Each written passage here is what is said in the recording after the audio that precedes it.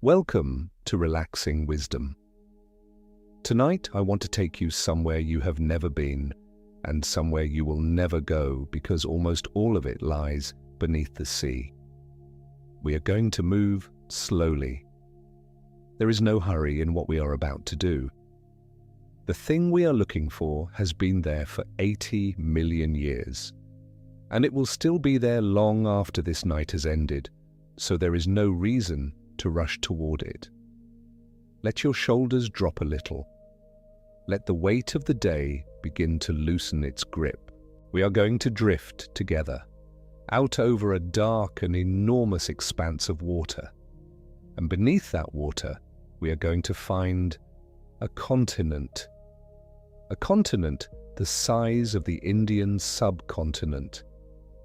And 94% of it is underwater. Let that sit for a moment the way you would let a stone sink slowly through clear water until it settles on the bottom. A continent, not an island, not a reef, not a ridge of rock, but a continent in the full geological sense of that word. Roughly 4.9 million square kilometres of it, about half the size of Australia, and almost none of it can be seen.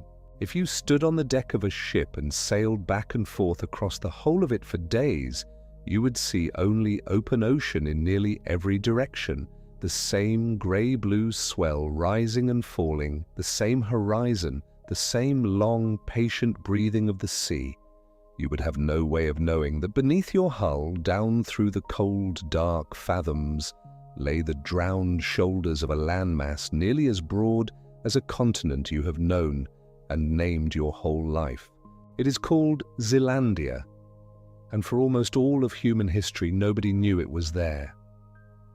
Now, when I say nobody knew, I want to be careful, because this is not quite a story of something hidden in the way a treasure is hidden, buried, and sealed away by someone who wanted to keep it secret. Nothing kept Zealandia secret except the water itself, and the simple fact that for most of our existence we had no way to see through deep ocean to the rock below. The continent was not lost. It was only unmeasured. It was sitting there the whole time, perfectly real, perfectly enormous, perfectly indifferent to whether anyone had drawn it on a map or given it a name. And that, I think, is one of the gentlest and strangest ideas to carry with you towards sleep. That something can be vast beyond imagining and present and entirely unnoticed simply because we did not yet have the eyes to find it. So tonight, slowly, we are going to find it. But before we descend, let me ask you something the way I always like to. Wherever you are, in whatever room, in whatever country, in whatever quiet corner of the world you have folded yourself into tonight, I would like to know where that is. If you feel like it, leave a note somewhere in the comments and tell me what part of the world you are listening from. There is something I find deeply soothing about that. The thought of all these distant lights, all these separate dark rooms scattered across the surface of a planet, most of which we still barely understand, all of us settling in together to drift over the same drowned continent. And if you are new here and you would like more of these slow, unhurried journeys to carry you toward rest, you are welcome to subscribe quietly, no rush. It simply means there will be more nights like this one waiting for you whenever you need them. Now, let us go down. Here is the shape of the thing we are circling, and it is a strange shape indeed. There are, in the count that most of us grew up with, 7 continents. We learned them as children, in lists, in song, in the colours of a classroom map. The great brown spread of Africa, the long tail of South America, the white-rimmed bulk of Antarctica at the bottom of the world. 7. A settled number. A number that felt as fixed and finished as the number of days in a week. And then a small group of geologists looked again at a corner of the southwestern Pacific that everyone had assumed was just ordinary ocean floor, ordinary deep sea with a couple of pleasant islands poking up out of it, and they said, slowly and carefully, in the measured language of science, this is not ocean floor. This is a continent. This is the eighth continent. Imagine being told, as a grown adult with all your schooling behind you, that the world has one more continent than you were ever taught, and that it had one more the entire time you were alive, and that the only reason nobody mentioned it was that nearly all of it was underwater and nobody had finished the measurements. It is the kind of fact that quietly rearranges the furniture in the back of your mind. The map you carry in your head, the one you have trusted since childhood, turns out to have been missing a piece roughly the size of the Indian subcontinent, and the piece was not somewhere exotic and unreachable on the far edge of the solar system. It was right here, on our own planet, under our own sea, beneath the keels of ships that had sailed over it for centuries without ever guessing what lay below. And here is the question that will guide us through the whole of this night, the question that opens beneath us like the dark water itself. Who finally counted it? When did we actually see it, all of it, drawn and finished and complete? And perhaps the deepest question of all, why is it drowned? Why does almost the entire continent lie beneath the waves, when the continent you may be lying on right now, the solid ground beneath your bed, stands high and dry in the daylight? What happened to Zealandia that did not happen to the rest? What pulled it under? We will answer all of that, slowly. There is time. There is so much time in this story that time itself becomes part of the comfort of it. We will be speaking before long of 80 million years of crust stretching like warm wax over unimaginable spans, of a continent foundering beneath the sea, not in a single dramatic night, but across stretches of time so long that the word slow loses all meaning. And I find that there is something profoundly restful in that scale. Whatever kept you tense today, whatever small, urgent thing felt so enormous this afternoon, set it beside 80 million years. Set it beside a continent quietly sinking for longer than there have been creatures on this earth with eyes to watch it sink. Against that, the day grows wonderfully small. But let me bring you back for a moment to something you do know, because the strange thing about Zealandia is that you have almost certainly seen a piece of it. You may have seen photographs of it. You may have stood on it. You may even have dreamed of going there. Have you ever seen images of New Zealand? Those green mountains rising out of a blue sea. The long spine of snowy peaks running down the South Island. The deep fjords, the rolling hills, the two great islands, north and south, lying out there in the southwestern Pacific, like something carved and set down by a careful hand. Most of us, when we picture New Zealand, picture islands, lovely, remote, self-contained islands, surrounded on every side by open ocean, a small country at the bottom of the world. But that is not, in the deepest sense, what New Zealand is. New Zealand is not an island. New Zealand is the mountaintop of a drowned continent. Stay with that because it is one of the most beautiful reframings I know, and it deserves to be held gently and turned over slowly the way you would turn a smooth stone in your palm. When you look at New Zealand on a map, you are not looking at a small country floating alone in a wide, empty sea.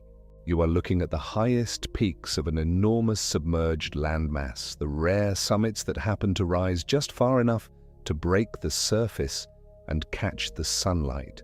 The North Island, the South Island, the Southern Alps running down the spine of the south, with Aoraki, the mountain also called Mount Cook, standing tallest of them all, white with snow against the sky. These are not islands in the ordinary sense. They are the parts of Zealandia that manage to stay above the water. They are the 6%. They are the tip of something vast. And it is not only New Zealand. Far to the north, there is New Caledonia, that long, warm island with its reefs and its lagoons, another of the rare exposed peaks of the same drowned continent. New Caledonia and New Zealand, separated by more than 1,000 miles of open ocean, are not unrelated specks of land. They are two crowns of rock breaking the surface of the same submerged whole, the high points of a single continental mass that runs, mostly underwater, between them and beyond them. Two peaks of one drowned country. I find this so quietly moving because it means that all those travellers who have flown to New Zealand, all those people who have stood on the South Island and looked up at the Southern Alps and felt themselves at the very edge of the world, they were standing, without knowing it, on the summit of something far larger than the country they came to see. They were on the high ground of a continent. The rest of it, the great drowned body of it, stretched away beneath the sea all around them in every direction, down through the dark, holding up those familiar green mountains the way a mostly submerged iceberg holds up the small white peak we see above the waterline. Now, I want to pause here and gently set aside one idea, because the moment people hear the words drowned and continent together, the mind reaches for a very old and very famous story. And I want to take that story off the table tonight, kindly but firmly, so that it does not follow us down into the deep.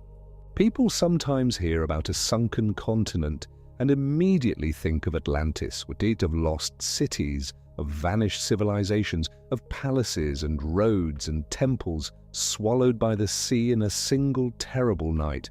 And I understand the pull of that. It is a beautiful and sorrowful image, and the human heart is drawn to it. But that is not what this is. Zealandia is not a lost civilization. There were no cities, no roads, no people. Zealandia sank tens of millions of years before there were human beings anywhere on this earth to lose anything at all. When the last of Zealandia slipped beneath the waves, there was no one to watch it go, because there would not be anyone anywhere for an almost incomprehensible span of time still to come. This is not the story of a drowned people. It is something older and stranger, and in its own way far more peaceful. The story of a drowned land that was never anyone's home, a continent that sank in silence with no one to mourn it, simply because the slow machinery of the earth carried it down beneath the sea. So let go of the towers and the temples, there are none. What lies beneath the Pacific tonight is not a ruined city. It is something quieter than that. It is rock. It is crust. It is the patient, drowned body of the eighth continent. And that, all on its own, with no legend attached to it, is wonder enough to carry us through the night. Let me give you a fuller sense of the scale, because I do not want this to stay an abstraction, a figure that flickers past too quickly to feel. 4.9 million square kilometres. Some accounts round it gently upward, toward 5 million. Either way, it is roughly the size of the Indian subcontinent and that whole vast wedge of land that holds so many cities and rivers and mountains and lives. Or, looked at another way, about half the size of Australia, half of an entire continent's worth of crust. And of all of that enormous breadth, only about 6% stands above the water. 6%. The rest, the other 94%, lies submerged beneath the Pacific Ocean and the Tasman Sea, down in the blue dark, sometimes a few hundred meters below the surface, sometimes far deeper, a continent lying low and quiet beneath the waves. Picture it, if it helps you settle.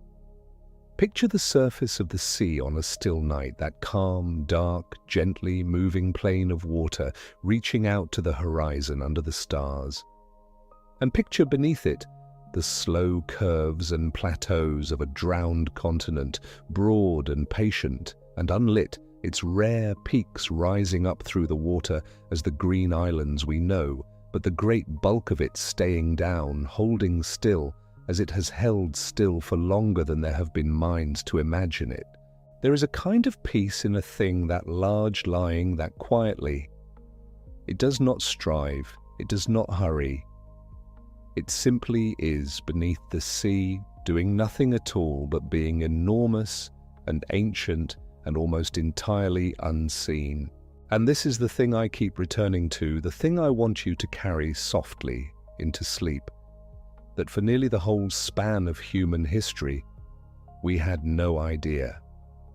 We mapped the coastlines of the world. We charted the stars and named the constellations and measured the orbits of the planets. We learned the heights of mountains and the depths of trenches. And all that time, beneath the southwestern Pacific, an entire continent lay drowned and uncounted simply because it was underwater, and we did not yet have the means to see it. How do you find a continent you cannot see? How do you measure something that lies beneath a kilometre of dark, cold water? Something you can never walk across, never survey on foot, never stand upon and look around? That is a question we will answer slowly later tonight, and the answer is its own kind of wonder. It involves dragging rock up from the seafloor in nets and reading the faint magnetic whispers held in the stone, and slowly, painstakingly drawing the outline of a continent the way you might trace the shape of a sleeping animal under a heavy blanket by the curves and the contours, never quite seeing the thing itself, only the shape it makes beneath. But not yet for now. Simply rest in the fact of it. There is a continent under the sea. It is real. It is vast. We did not know it was there for almost all of our history. And only very recently, astonishingly recently, within years, that some of you listening tonight have lived through, did we finally finish drawing its map. Because here is the second great question of our night, the one that the title of this whole journey turns upon. We are speaking of a continent we only finished mapping in 2023, not 2017, when the formal argument was made and the world's newspapers ran their headlines about a hidden eighth continent. Not the 1990s, when the first careful voices began suggesting that this drowned region might deserve to be called something more than scattered islands and undersea ridges. 2023, a year so close that it has barely settled into the past. The map of an entire continent, completed in full, both the parts above water and the great drowned remainder below, was only finished in 2023. And I want you to feel how strange that is. We tend to assume that the age of discovery is over. We tend to imagine that the map of the Earth was completed long ago, that every coastline was charted by sailing ships centuries past, that there is nothing left to find on our own planet, that the unknown has retreated entirely to the depths of the sea and the surface of distant worlds. And yet here is an entire continent, not a single island, not a hidden valley, but a continent the size of the Indian subcontinent, whose complete map was only drawn in a year that feels to most of us like the day before yesterday. So who did the counting, and when and how? That question has a long, slow, quiet answer, and we will walk it together through the rest of this night. We will go back to the 1990s to a geologist who first gave this drowned land its name. We will sit with the careful test that was laid out in 2017, the 4 things a piece of the Earth's surface must be to earn the word continent. And we will see one by one how Zealandia passes every one of them. We will feel the crust itself, that thick, low, granite-bearing crust so unlike the thin, dark basalt of the ordinary ocean floor, the buried proof that this drowned thing is continental to its core. And then we will go further back still, far beyond any human reckoning, to the time when Zealandia was not drowned at all, when it was joined to a great supercontinent, high and dry, before something pulled it away and stretched it thin and let it founder beneath the rising sea. We will learn why it sank when Australia did not. We will trace the slow tearing apart of an ancient land, the opening of a sea, the thinning of crust over spans of time, so long they soften the edges of every worry you carry. And at last we will arrive at 2023, at the moment the full map was finished, and at the quiet, almost philosophical surprise waiting there. The discovery that in finally drawing this continent, we exposed something we had never quite admitted to ourselves, which is that we never had a clean and certain definition of the word continent in the first place. The Earth, it turns out, does not label its own pieces. It does not announce where one continent ends and another begins. It simply is what it is, drowned crust and dry crust and the long boundaries between, and the names and the numbers. 7 continents, 8 continents. Those are ours. Those are the lines we drew over a planet that never asked to be divided. But all of that lies ahead, gently, in the deeper hours of this night. For now, we are still up near the surface, looking down through the dark water at the broad, drowned shape below, just beginning to understand what we are seeing. So let me hold us here a little longer, in the simple wonder of it, before we begin to descend. Let me set the scene the way I would set a room for sleep, softening the edges, lowering the light, slowing the breath. Out there, far to the south and east of Australia, the Tasman Sea lies between the lands, and beyond it, the Pacific opens out, the largest ocean on the planet, wide enough to swallow whole worlds. And beneath those waters, running between the green peaks of New Zealand and the warm reefs of New Caledonia, lies the body of Zealandia. Its drowned plateaus have names we will come to know. The broad submerged rise to the northwest, the great plateau reaching south beneath the cold waters near Antarctica's reach, the long ridge stretching away from New Caledonia. These are the buried provinces of a continent, the drowned plains and shelves and slopes of a land that once stood, at least in part, beneath open sky. And here and there, the continent breaks the surface. Here and there, the crust was pushed back up, lifted by the slow grinding of the Earth's great plates against one another, until a sliver of the drowned land rose once more into daylight. Those slivers are the islands we know. The North Island, green and volcanic. The South Island, with its long white range of the Southern Alps, and Aoraki, standing highest of all, its snow catching the first and last light of each day. And to the north, New Caledonia, warm and bright above its lagoons, the exposed peaks, the 6%, the visible crowns of a drowned continent. Everywhere else the sea lies over it, calm or stormy on the surface, but always, down below, dark and still and patient. And the continent rests there, as it has rested for tens of millions of years, asking nothing, doing nothing, simply being one of the great, quiet facts of the Earth. A fact we only finished writing down in 2023. There is a particular kind of peace, I think, in lying still tonight, above a continent that has been lying still for so much longer. You do not have to do anything. You do not have to solve anything or finish anything or hold anything up. Zealandia did not hold itself up. It let go slowly over unimaginable time and sank into the dark, and there it found a kind of rest that has lasted longer than the entire human story. You can let go too here, just a little, just for tonight. The continent will still be there in the morning, exactly as it has been for 80 million years. And so will all the things you set down before you slept.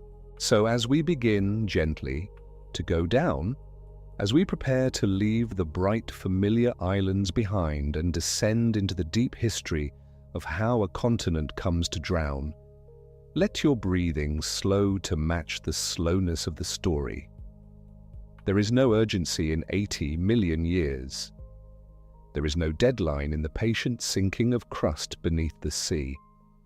We are going to move through this the way water moves through stone in the dark, without hurry, without effort, finding its level, settling lower and lower.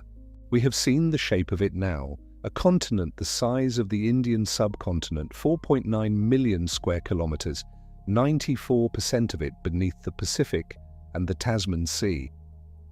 The eighth continent, uncounted for almost all of human history. New Zealand and New Caledonia, not islands at all, but the rare exposed peaks of a drowned land.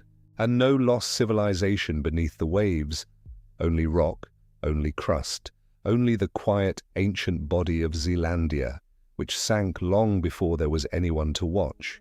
What we have not yet seen is how anyone could possibly prove that this drowned thing deserves the name continent. By what test, by what measure, by what careful four-part argument, a small group of geologists finally stood up and said, "This is not ocean floor, this is not a scattering of islands, this is the eighth continent, and here is exactly why." That argument was made in a specific year, in a specific paper, by people with names, building on an idea that had been quietly growing since the 1990s, and it rests on four things that any piece of the earth must be to earn that great word. So let us go and find them, those four things, one by one, down in the dark, where the granite waits beneath the sea. The first of the four is the simplest to say and the strangest to picture. A continent must stand higher than the ocean floor around it, not above the water necessarily. Zealandia teaches us that much, but higher than the true, deep seabed, raised up like a broad plateau that the ocean has merely flooded rather than swallowed whole.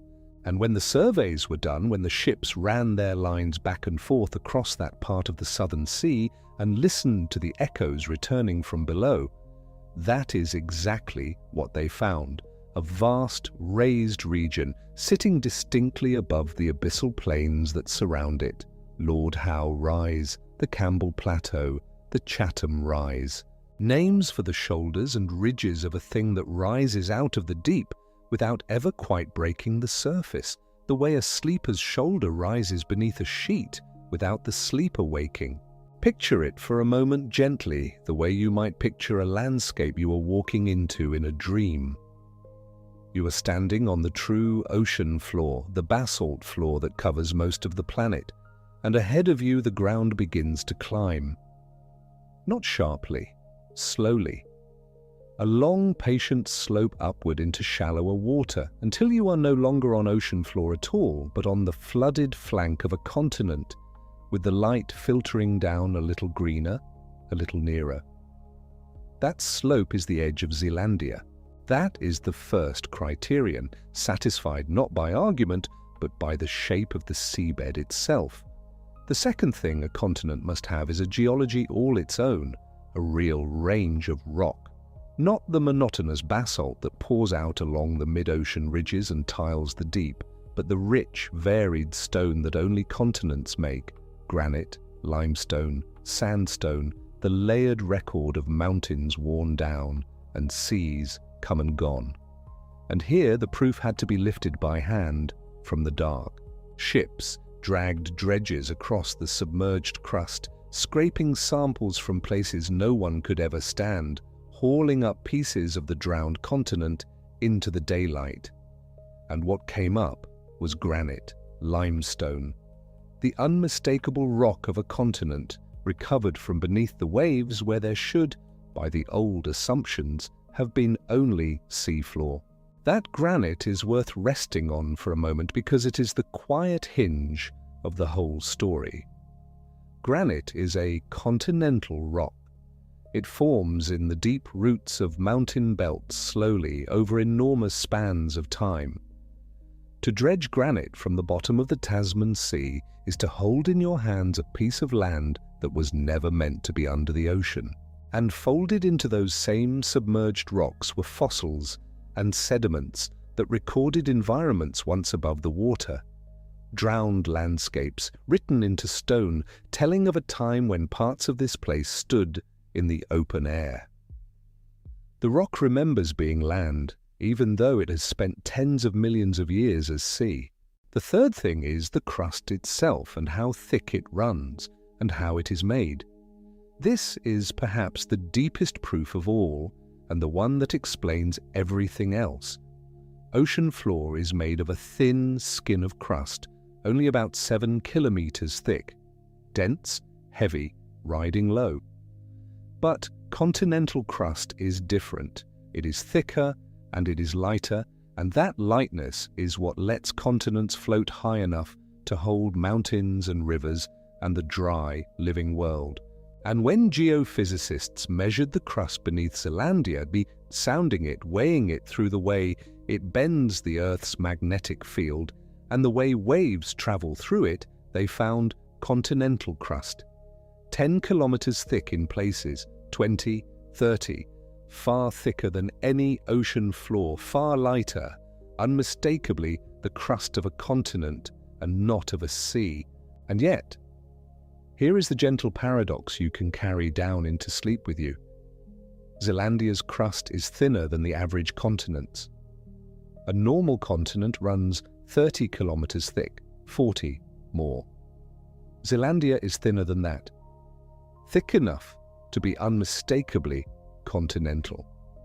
Thin enough that it cannot hold itself high, and that single fact that it is continental crust but stretched too thin to float properly is the whole secret of why it drowned. We will come back to it. We will come back to the stretching and the thinning and the slow surrender to the sea, but hold it lightly for now. The continent is thin. That is why we cannot see it. The fourth thing is the hardest to pin down, and it is the one that would, in the end, open the whole question wider than anyone expected. A continent must have well-defined limits over an area large enough to count as a continent, and not merely as a fragment, and not a microcontinent, not a stray splinter of crust drifting alone, but a coherent block, big enough and whole enough to deserve the great word. And there are such splinters out there in the world. Mauritia, buried beneath the island of Mauritius. The little microcontinent near Jan Mayen up in the cold north by Iceland. Real pieces of continental crust, but small, scattered, fragmentary. The argument for Zealandia was that it is none of these things. That it is contiguous, that it is whole, that at 4.9 million square kilometres it is simply too large, too coherent, too much of a single connected body to be dismissed as a fragment. So there they were. 4 tests. Elevation above the deep floor, a geology of its own. A crust thick and light and continental, and limits broad and well-defined enough to be a continent in its own right. And Zealandia, this drowned and nearly invisible thing, passed every single one of them. That, in itself, is an extraordinary thing to sit with for a moment. Not that a new piece of rock was found somewhere, not that a sliver of crust turned up unexpected on some deep survey, but that an entire continent, a thing the size of the Indian subcontinent, something that by any reasonable measure belongs in the same sentence as Australia and Antarctica and Africa, passed all 4 tests, every one of them, and had been passing them in silence beneath the Pacific and the Tasman Sea for tens of millions of years. But tests require evidence, and the evidence for Zealandia is not something you can walk out and collect with a pair of boots and a geological hammer and a good afternoon. Most of it is underwater, most of it is sitting on the seafloor, under hundreds or thousands of meters of cold water, unreachable by any ordinary means. So the question that naturally follows, the question that would have occurred to any careful scientist looking at the 4 criteria and thinking about how on earth you would prove them for a drowned continent, is this. How do you actually know? The answer lies partly in the rock itself, and partly in what rock tells you when you read it carefully. Continental crust is not like oceanic crust. This is worth saying plainly because it is the foundation of everything that follows, and it is easy to assume that crust is just crust, that the floor of the sea is the floor of the sea, that rock is rock. But it is not. The 2 kinds of crust that make up the surface of the Earth are different in composition, different in density, different in age, and different in thickness. and those differences are not subtle. Oceanic crust is made primarily of basalt. It is dark and dense and heavy as rocks go, and it forms at the mid-ocean ridges where the plates pull apart and new material wells up from below. It is relatively thin, typically around 7 kilometres from the seafloor down to the mantle beneath. And because it is dense, it sits low.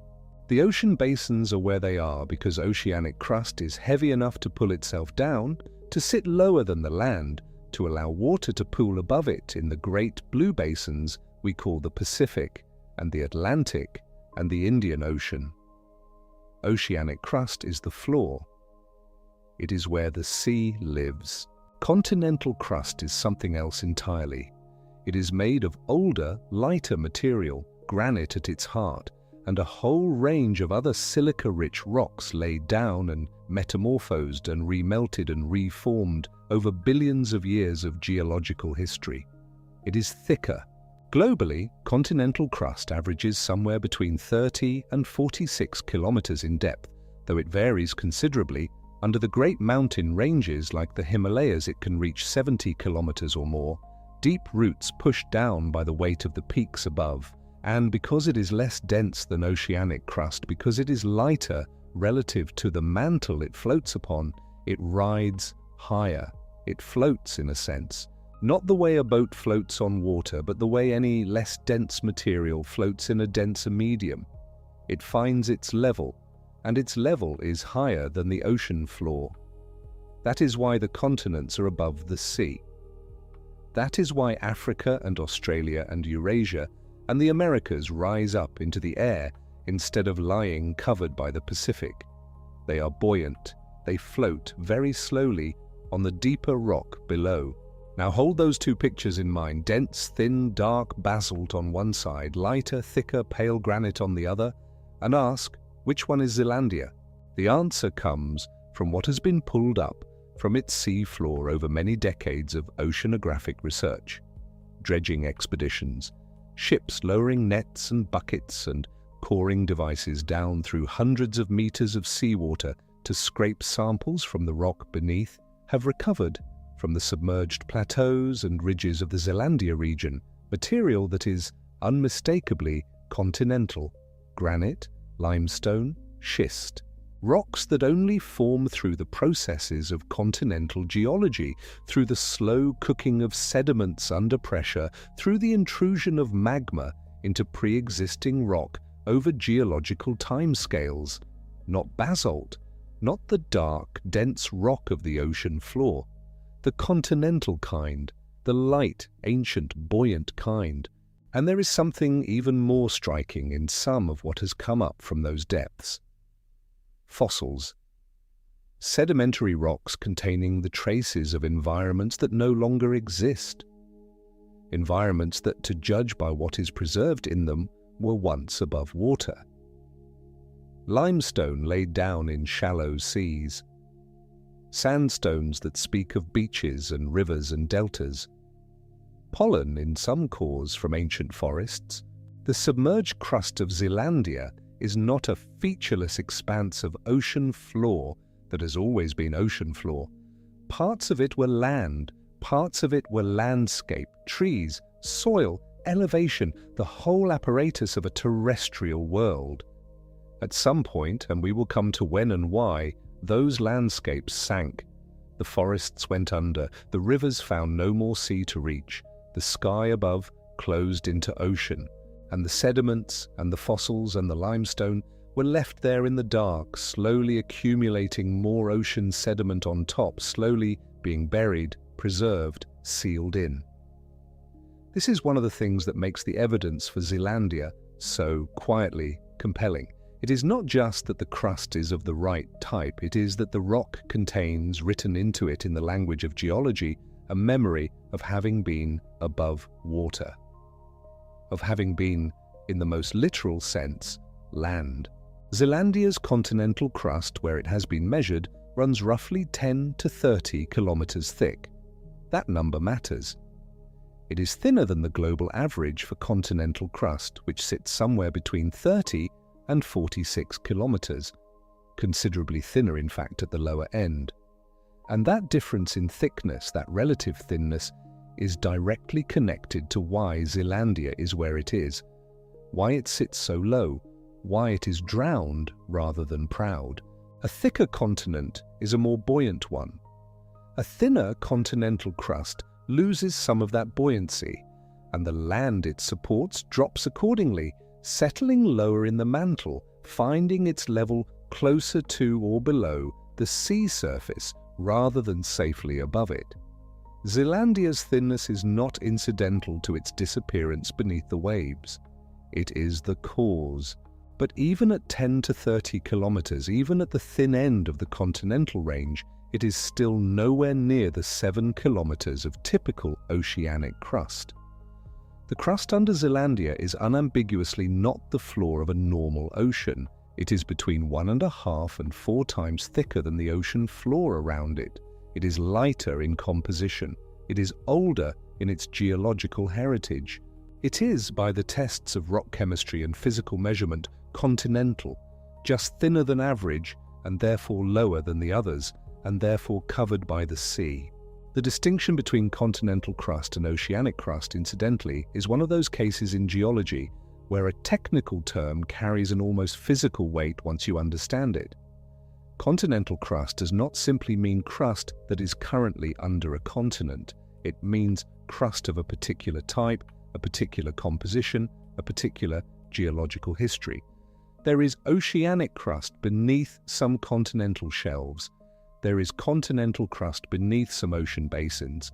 What matters is the character of the rock, not just where it happens to be sitting at this particular moment in geological time. And the character of Zealandia's rock, tested, dredged, cored, and analysed, is continental. These are the findings that Nick Mortimer and his colleagues assembled in the paper they published in GSA Today in 2017. Nick Mortimer, a geologist at GNS Science, the New Zealand Crown Research Institute based in Lower Hutt, had spent years working on the geology of the Southwest Pacific, on the rocks of New Zealand, and on what lay beyond their visible shores. The 2017 paper, in GSA Today, written with a group of colleagues that included Wanda Stratford and Rupert Sutherland among others, was not a single stunning discovery announced to a world that had noticed nothing. It was a synthesis, a gathering of decades of data, dredge samples, seismic surveys, bathymetric maps, measurements of gravitational and magnetic anomalies across the seafloor, into a single, careful, thorough argument. Here is what we know about this piece of crust. Here are the 4 tests. Here is how it performs on each one. Here is why we are calling it a continent. The journal GSA Today is published by the Geological Society of America, and it is not a venue for speculation.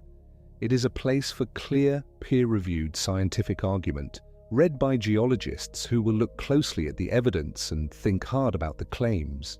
The paper appeared there in 2017, and it said clearly, and with the weight of the accumulated evidence behind it, Zealandia is a continent. The world, broadly speaking, was somewhat surprised. But here is the thing about that surprise. The name Zealandia was not new. The concept was not new. The name itself was coined not in 2017 but in 1995 by a geologist named Bruce Luyendyk, who used it to refer to New Zealand, New Caledonia, and the submerged regions around them. Luyendyk was working on the tectonics of the region, and he needed a name for the larger entity he was describing, the block of continental crust that the visible islands were part of. And so he coined the name, borrowing from the Latin and Dutch roots of New Zealand and applying it to the broader geological province. Zealandia. The idea was there, in the literature, for more than 20 years before the 2017 paper brought it to wider attention. What 2017 changed was not the existence of the idea, but the completeness of the argument. By 2017, enough data had accumulated, enough seafloor had been surveyed, enough rock samples had been analysed that the case could be made rigorously and in full. The previous 2 decades had seen a gradual accumulation of evidence, a slow filling in of what lay under the water around New Zealand. Each survey added something, each core sample added something, each measurement of crustal thickness added something. And by the time Mortimer and his colleagues sat down to write the 2017 paper, there was enough to make the formal case in a way that demanded engagement. Not rumour, not suggestion, not a name applied loosely to a general region. A systematic argument tested against the 4 criteria supported by the gathered data. This is how scientific knowledge often works, and it is worth noting because the popular image of discovery, the dramatic moment, the sudden revelation, the scientist crying out in a laboratory at midnight, rarely matches the actual process. The data for Zealandia existed scattered across decades of oceanographic research. The surveys had been done, the dredge samples had been collected, the measurements had been taken. What the 2017 paper provided was the synthesis, the argument that drew it all together and said, look at this as a whole, look at what it adds up to, look at what it means. The discovery, if that word applies at all, was the act of seeing something that had been visible in pieces for years and recognizing what it was. And yet even that description understates something, because seeing the full picture of Zealandia, not the argument that it was a continent, but the actual complete geological map of its crust, its rocks, its magnetic structure, its boundaries, took longer still. It took until 2023. That is the thing the title of this documentary rests on, not 2017 when the case was first made formally, not 1995 when the name was coined, not the decades before that when the surveys and the dredging were slowly assembling the pieces, but 2023 when Nick Mortimer, working again with Wanda Stratford and Rupert Sutherland and colleagues at GNS Science, published in the journal Tectonics a complete geological map of Zealandia, a map that covered both the parts above water and the parts below, that charted the basement geology across the whole continent, that refined the location of the boundary between Zealandia's continental crust and the surrounding oceanic crust. A map of the whole thing.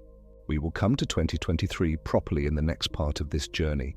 The story of how you map a continent you cannot stand on, how you read the magnetic record in the seafloor rock and dredge samples from the deep plateaus and build from all of that a picture of what lies below.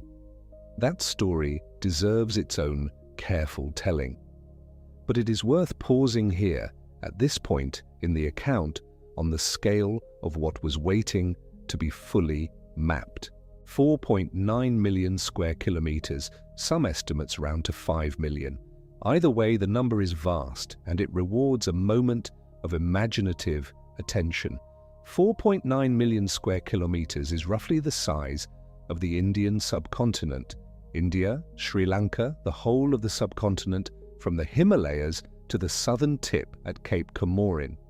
That is approximately the scale of Zealandia, or another way, it is roughly half the area of Australia, half a continent-sized landmass sitting under the Pacific and the Tasman Sea, known and named and now fully mapped, but for most of human history, simply invisible, not hidden in a conspiracy or a mystery, not concealed by anything more dramatic than ocean, but invisible all the same, because we did not have the tools to see it, and because what we could see, New Zealand, New Caledonia, a scattering of smaller islands, gave no immediate hint of the scale of the structure beneath. To put it another way, if Zealandia's crust were lifted tomorrow, if some vast and impossible geological event were to raise the whole continent to the height of, say, Australia, exposing all 4.9 million square kilometres to air and sunlight, it would be among the larger land masses on Earth, not the largest, but large, unambiguously present, a thing you would put on every map, teach in every classroom, name in every list of continents without a moment's hesitation. The reason it is not on those maps and was not on those lists until recently is not that it is small, it is that it is down. This is the counterintuitive heart of the Zealandia story. We tend to think of continents as large and obvious, and impossible to miss. Australia has been known to European geography since the 17th century, Antarctica since the 19th. Africa and Eurasia and the Americas are as old as the maps themselves. The idea that a continent could be missed, could remain outside the official count for so long, seems to imply that it must be small, marginal, barely there. But Zealandia is not small. It is the smallest of the continents if we count it, certainly. Smaller than Australia, smaller than Antarctica, a fraction of Eurasia or the Americas. But it is not small in any ordinary sense. It is vast. It is just low, and low in the ocean means invisible, the thinnest and most submerged of Earth's continents. That is how it is described in the scientific literature, and both words carry weight. Thinnest because its crust is at the slender end of the continental range, at 10 to 30 kilometres rather than the 40 or more of thicker, higher-standing land masses. Most submerged because at 94% underwater, no other continental block is so thoroughly covered by the sea. Antarctica is largely above sea level, though ice covers most of it. Australia stands clear of the ocean on all sides, even the continental shelves of Eurasia, and the Americas, those broad, shallow margins that technically count as continental crust and technically lie under a thin layer of coastal water, are shallow and marginal. They fringe the land rather than engulfing it. Zealandia is engulfed. The ocean has claimed all but 6% of it, and what 6% remains, New Zealand's North and South Islands, the territory of New Caledonia to the north, a scatter of smaller dependent territories, sits there above the waterline, not because the crust is thicker or more buoyant in those places, but because tectonic forces have pushed it up. The alpine fault and the plate boundary have done what geology does. They have deformed and compressed and lifted a narrow zone of the drowned continent back above the surface, and what we call New Zealand is the result. But we are running ahead of ourselves in the gentlest way. The mechanism, the stretching, the thinning, the sinking, the plate boundary and the lifting, belongs to the next movement of this account. There is one more thing to dwell on here, in this part of the story, before we follow the continent down into its long submersion. And that is the simple, quiet fact of what Bruce Luyendyk did in 1995 when he wrote the word Zealandia and set it down in the geological literature. He was not announcing a discovery, he was naming something that the research of the day was gradually revealing. A coherent block of continental crust, larger than most people had recognized, centered on New Zealand and extending far out under the surrounding ocean. He needed a word for it because geology requires names, because you cannot write a rigorous paper about an unnamed thing without constant, awkward circumlocution. And the word he chose was elegant and appropriate: Zealandia. Rooted in the Dutch New Zealand, itself derived from the Dutch province of Zealand, applied first by the explorer Abel Tasman in 1642. Luyendyk took that route and extended it to the larger geological province that New Zealand's visible islands represented. The name sat in the literature for more than 2 decades, not widely known outside the community of geologists and oceanographers who worked on the Southwest Pacific, not a matter of public conversation or school curricula or newspaper headlines. The name was there and the data was accumulating and the picture was slowly being completed. And then 2017 arrived, and with it, the paper in GSA Today. And the world was briefly and genuinely surprised to learn that there might be 8 continents, and that the 8th had been lying quietly under the sea for 80 million years.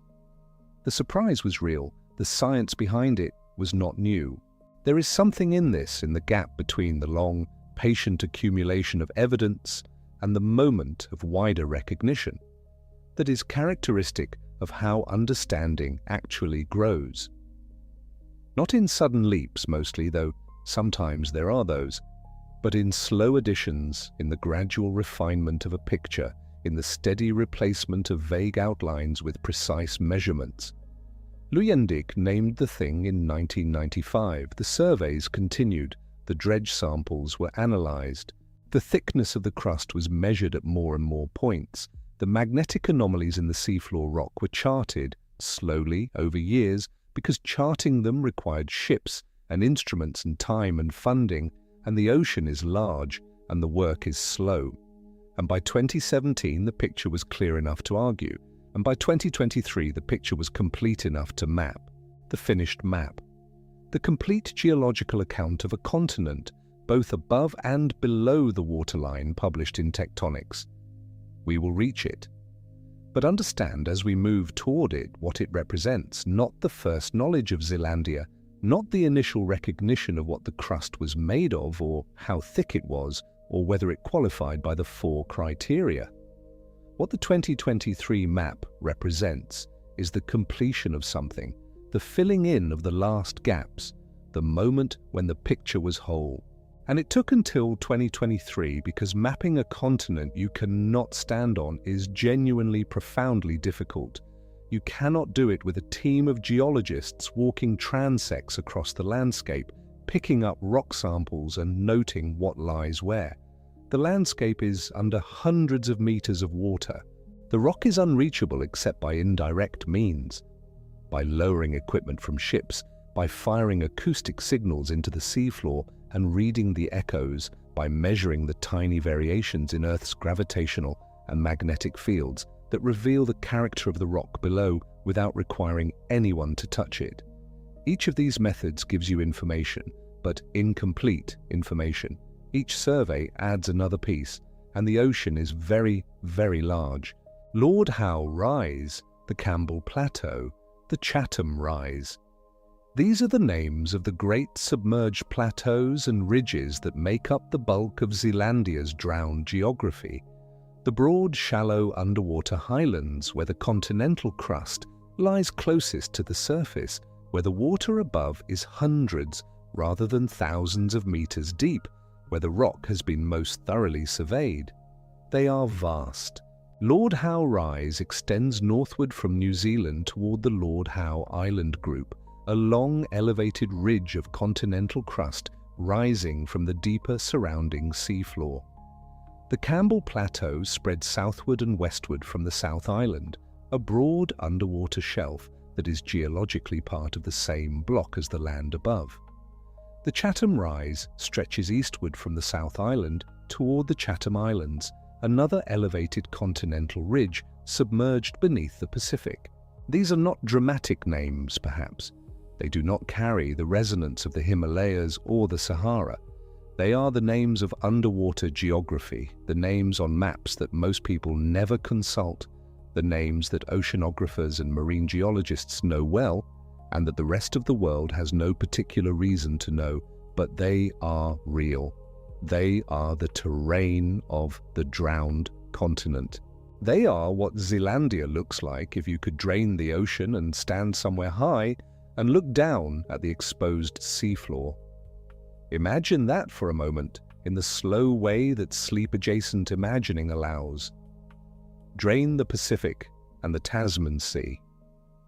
Not all of it, just the water above Zealandia. Let the sea floor emerge. What you would see, rising from the wet mud and the cold dark, would be a vast highland. Broad, relatively flat plateaus deeply eroded by the slow work of geological time, cut here and there by rifts and ridges. The land would be ancient-looking, because it is ancient, because continental crust carries the record of its whole history in the composition of its rocks. You would see the southern Alps of New Zealand already standing as they do now as the high spine of the South Island, and you would understand now that they are not unusual mountains rising from an island, but the highest ground of a continent, the place where tectonic compression has pushed the crust thickest and highest, the peaks of a drowned world. Aoraki, Mount Cook, at 3,724 meters, would still be the highest point, still catching cloud, still wearing its permanent cap of snow and ice. But now you would see it as what it is, the summit of Zealandia, the highest reach of a continent that spent 80 million years under the sea. This is the reframe that the 4 criteria and the evidence behind them ultimately produce. New Zealand is not a pair of islands in the southern Pacific. It is a high place on a drowned continent. New Caledonia, 630 kilometres to the northeast, with its dense forests and its ancient ultramafic rocks, is another high place on the same drowned continent. The Lord Howe Islands, the Chatham Islands, the Kermadec Islands, all sitting, each in its own way, on the upper edges of Zealandia's submerged geography. Not isolated islands scattered across the ocean, parts of a continent that sank, and the continent is whole, coherent, 4.9 million square kilometres of it, connected, defined, measurable. Not the small, scattered fragments of Mauritia under Mauritius, or the little microcontinent near Jan Mayen in the cold north, near Iceland. Those are real pieces of continental crust found where the geologists looked carefully enough. But they are fragments, splinters, small, isolated, not large enough to meet the 4th criterion, not whole enough to be called a continent in their own right. Zealandia is different. Zealandia is contiguous. Its crust connects from the South Island's Campbell Plateau in the south to the northern reaches toward New Caledonia and beyond. The dredge samples from its various sectors show the same family of rock types, the same geological heritage, the kinds of similarities you expect in a coherent geological province rather than a random collection of unrelated scraps. This coherence matters. It is, in a sense, the thing that elevates the argument from "there is some continental crust here," which nobody disputed exactly, to "this is a continent." The pieces are connected, the block is real. The name Luyendyk, chose in 1995, describes an actual thing, not a convenient label for a loose collection. And when Mortimer and his colleagues made the case in 2017, the case rested heavily on this coherence, on the demonstration that what the data showed was not a scattering of fragments, but a single, large, geologically related body of continental crust. The thinnest, the most submerged, the youngest in terms of recognition. The 8th, if you accept the argument, or a very large and interesting microcontinent if you do not. And we will come to the question of what exactly separates those two categories, because the answer is less obvious than it might seem, and the answer matters, and the answer has everything to do with what continent means in the first place. But that question, that beautiful and genuinely open question, belongs to the later part of this account. For now, let the scale of the thing rest in the mind. 4.9 million square kilometres, 94% underwater. Continental crust confirmed by the rocks themselves, granite and limestone dredged from the seafloor, fossils of former landscapes preserved in the sedimentary record, crust 10 to 30 kilometres thick, lighter than the ocean floor, older, more complex in its geological history. A continent that passes all 4 tests. A continent that has been there, under the Pacific and the Tasman, for tens of millions of years. A continent that was named in 1995 and argued formally in 2017 and finally completely mapped in 2023. The picture that the 2017 paper in GSA Today assembled had been waiting in pieces for decades. Nick Mortimer had been working on it for years before the synthesis was ready. The community of researchers who worked on the geology of the Southwest Pacific had collectively assembled the evidence through generations of survey work and sample analysis and careful measurement. What 2017 gave them was the moment to make the full argument in one place, to lay it out systematically against the criteria, to say, this is what the evidence shows, this is what it adds up to, and here is the name for it. The name was already there. Zealandia, 22 years old by then, sitting quietly in the literature, waiting for the argument to catch up to it. And what the argument needed after 2017 was the map, the complete picture, the full geological account of every part of the continent, above the water and below it. That is what the years between 2017 and 2023 were building toward. More surveys, more samples, the slow, painstaking process of reading the magnetic signature of the seafloor rock across the full extent of the continent's boundary, charting where Zealandia's crust ended and the true oceanic crust of the surrounding Pacific and Tasman began. The boundary matters enormously. A continent without a clear, defined boundary is not a continent for the purposes of the fourth criterion. The argument that Zealandia is a coherent block requires knowing where the block ends, and that boundary, particularly on the northern and western margins of Zealandia, was not fully resolved in 2017. The outline was there, broad and approximate, but the detail, the precise location of the contact between continental and oceanic crust, the magnetic anomaly pattern that allowed the boundary to be traced with confidence, required more data, more analysis, more years. And so the work continued. And in 2023, it was done. The complete geological map of Zealandia, published in Tectonics, was the product of that continuing work. The drawing together of everything the surveys and the samples and the magnetic data had revealed into a single, comprehensive geological map of an entire continent, both the parts you can see and the parts you cannot, both the land and the sea floor, the whole thing. But there is a story to tell before we reach that completed map, about how the continent came to be as it is, about why it is down there at all, drowned and quiet, while the rest of the world's continental crust stands above the sea. That story begins not in 2017 or 1995 or in any human moment at all. It begins approximately 80 million years ago when Zealandia was part of something much larger, and the world was very different from the one we know. Gondwana was not one thing you could easily picture.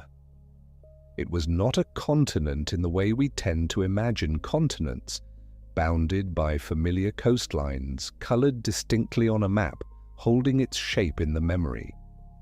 It was a vast, ancient assembly of land comprising what would eventually become Antarctica, Australia, South America, Africa, India, Arabia, and the lands we now call New Zealand and New Caledonia.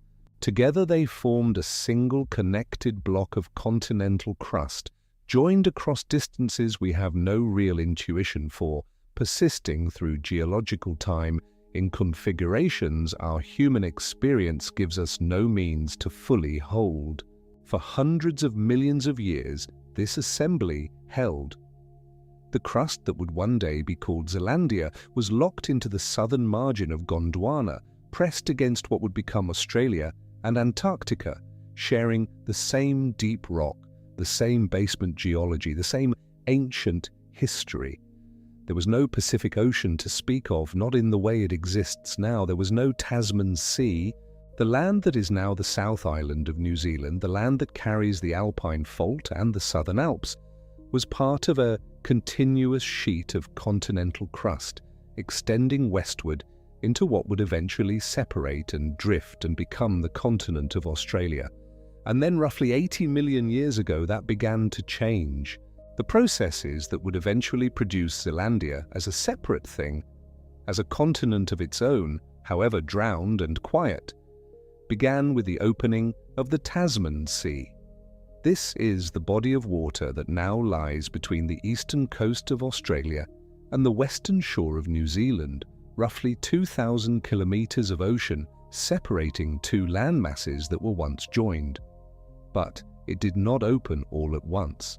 It opened slowly in geological terms through a process of rifting, of the crust being pulled apart, stretched laterally, thinned from below, until the gap between was wide enough and deep enough that ocean water filled it.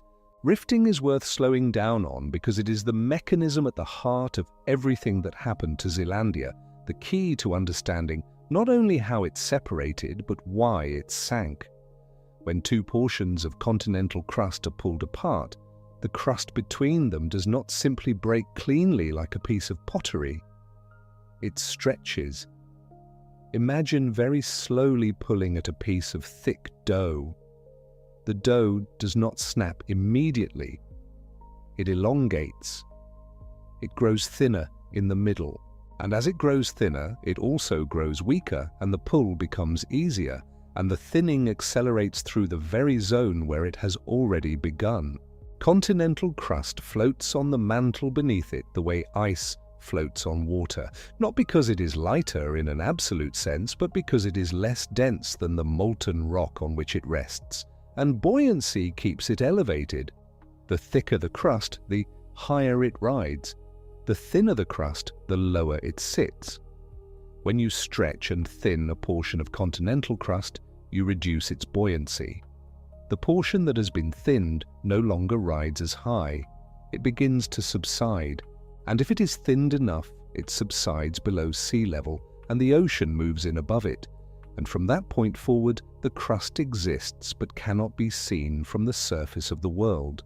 This is what happened to Zealandia. As the Tasman Sea opened, as the rifting process pulled the proto-Zealandia block away from Australia, the crust of Zealandia was stretched enormously. The stretching was not even across the whole block. Some parts were pulled more dramatically than others, some portions thinned more severely. But the overall effect was a profound reduction in crustal thickness across most of what would become the continent. The global average thickness of continental crust is somewhere between 30 and 46 kilometres. Zealandia's crust, after the stretching, ended up ranging roughly between 10 and 30 kilometres thick. That is thin. It is considerably thinner than the continental average, though it remains unmistakably thicker than oceanic crust, which is typically only about 7 kilometres thick. It was thinned dramatically, but it was not destroyed, not converted into something else. It retained its continental character.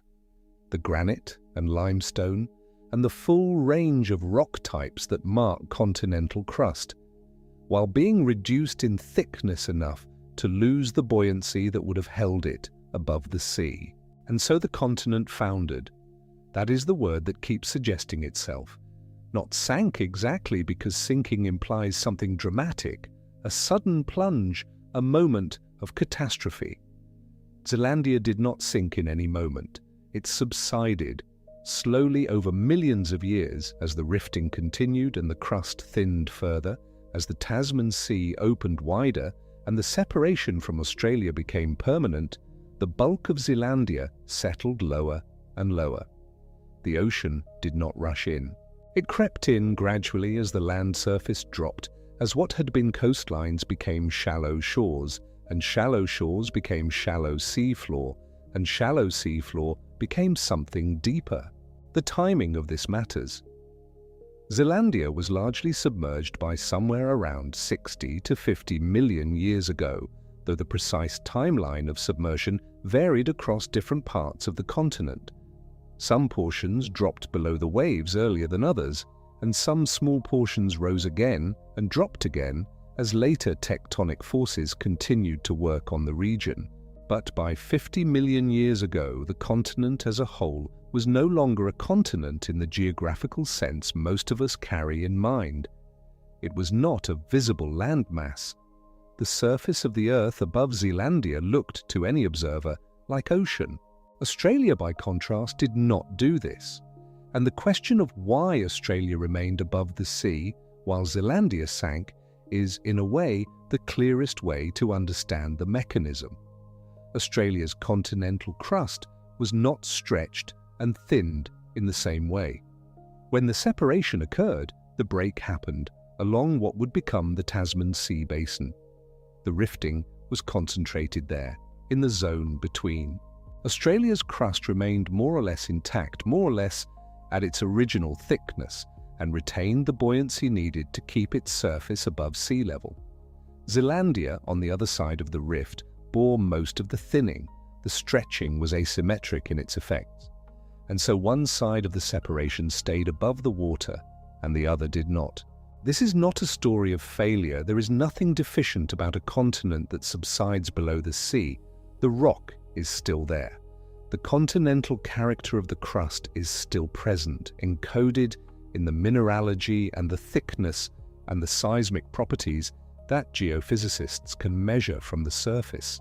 Zealandia did not cease to be Zealandia by sinking. It ceased to be visible. It became a quiet thing, a continental structure resting beneath the Pacific and the Tasman, carrying its granite and its limestone in the dark below several hundred meters or more of ocean water, patient in the way that only geological structures can be patient, which is to say, without any consciousness of time at all. And across its surface, the surface of the submerged continental rock, not the ocean floor above it, the sediments accumulated. Over tens of millions of years, particles settled out of the water column above. Fine-grained muds and silts, the skeletal remains of microscopic organisms, the slow accumulation of everything that drifted down from the productive surface waters of the ocean. These sediments built up in layers, recording the passage of time the way tree rings record the passage of seasons. Except that the layers here record millions of years rather than decades, and they record not just time, but the changing chemistry of the ocean, the changing temperatures, the shifting patterns of currents and productivity that accompanied the long drift through geological time. Some of the rock beneath those sediments was not always submerged. This is one of the more quietly extraordinary facts about Zealandia's history. In the submerged portions of the continent under the Campbell Plateau, which extends south and southeast of the South Island, under the Chatham Rise, which reaches eastward into the Pacific, under the Lord Howe Rise, which lies to the northwest and connects through the submerged crust to what is now northern Zealandia. In all these drowned plateaus, the rock record carries signs of earlier exposure. Fossils have been found in the sedimentary rocks dredged from these submerged ridges. Fossils and the chemical signatures of sediments laid down not in deep water, but in shallow marine environments, in coastal zones, in conditions that would have required the rock surface to be close to sea level or above it. These are the traces of times when parts of Zealandia were above the waves, when the drowned continent had, in some of its regions, temporary land. The Campbell Plateau and the Chatham Rise in particular carry this kind of record, evidence that what is now deep under the southern Pacific was once at or near the surface, perhaps even exposed as dry land before subsiding again or remaining at shallow depths before the broader drowning of the continent proceeded. This is part of what makes the rock samples dredged from these platforms so valuable and so revealing.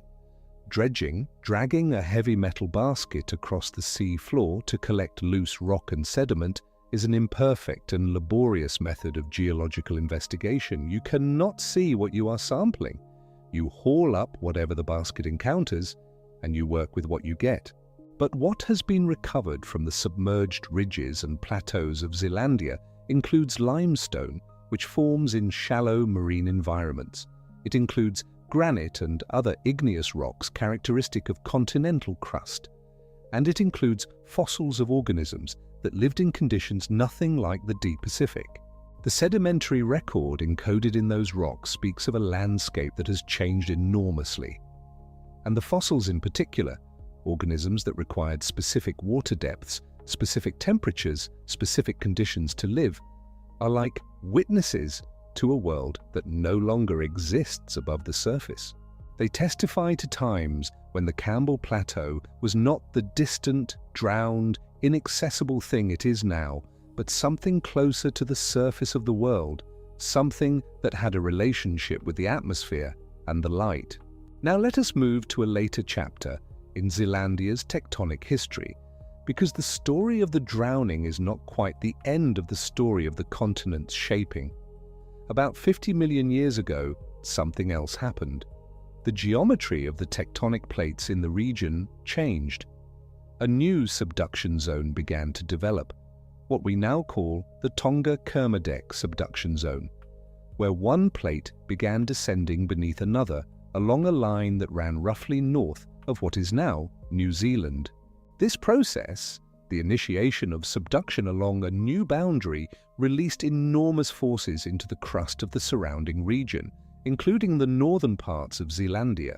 The evidence for this event came into sharp focus through one of the most consequential geological research expeditions to this region in recent decades.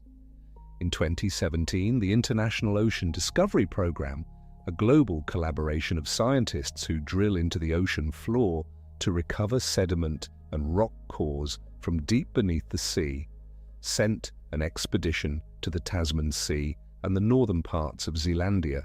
This was Expedition 371, and it drilled at multiple sites in the Lord Howe Rise region and surrounding areas, recovering cores that recorded the geological history of this part of the continent with a resolution that no dredge sample could provide.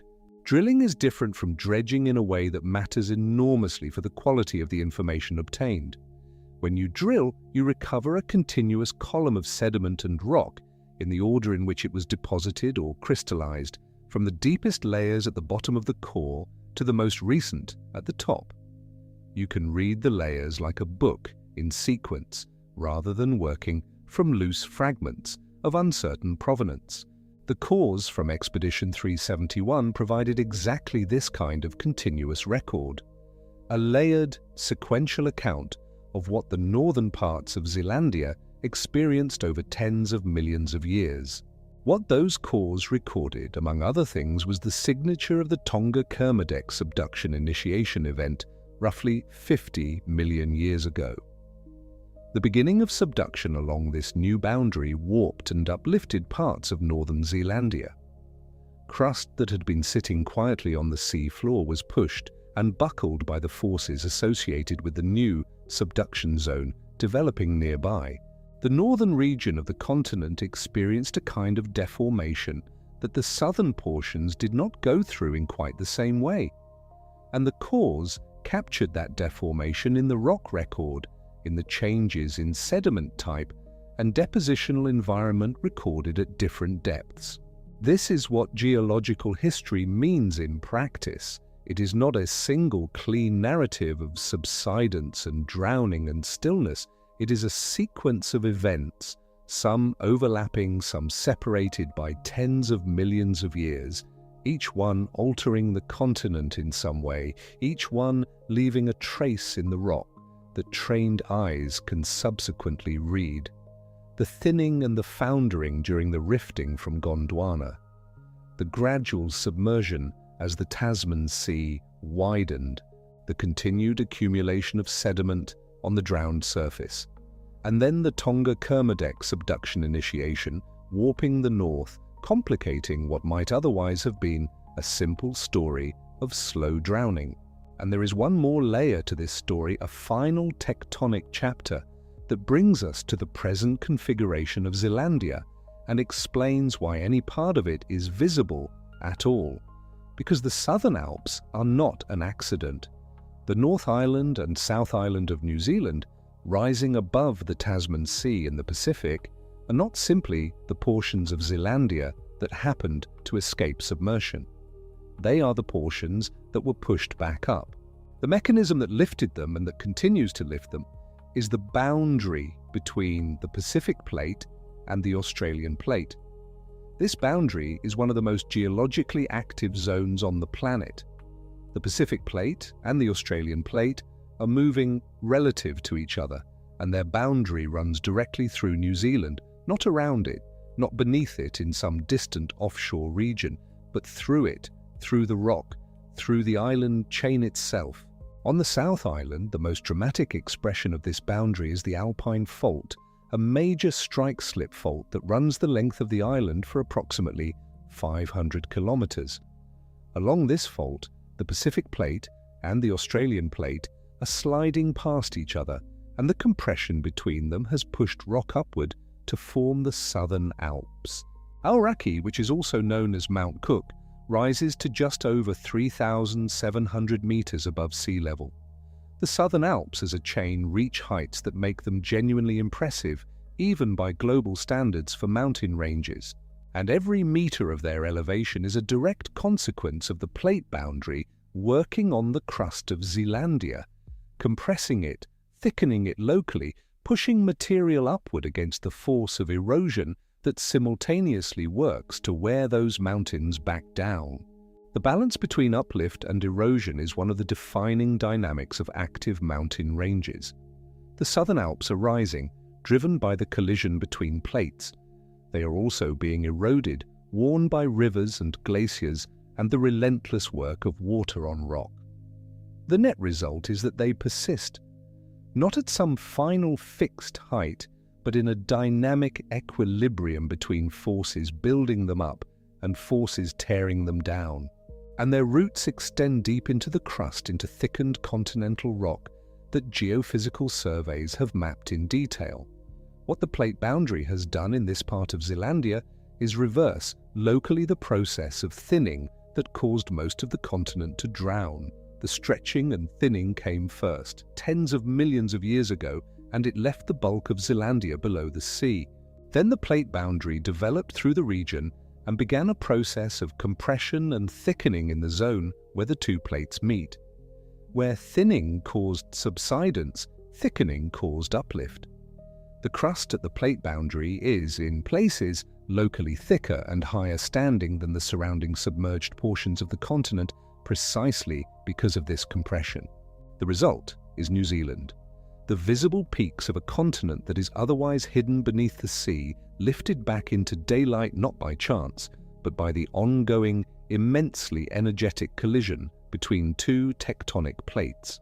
When you stand on the South Island, if you have stood there, or can imagine it, and look westward at the chain of the Southern Alps catching the late light, you are looking at continental crust that was once deeply submerged and was subsequently pushed upward by forces that have been operating for the last 25 million years or so, continuing to the present day. The earthquakes that New Zealand experiences, and it experiences many, are the audible and felt evidence of those forces still at work. The ground is not still. The continent is not finished being shaped. The North Island has a somewhat different character from the South Island, reflecting the different way the plate boundary expresses itself there.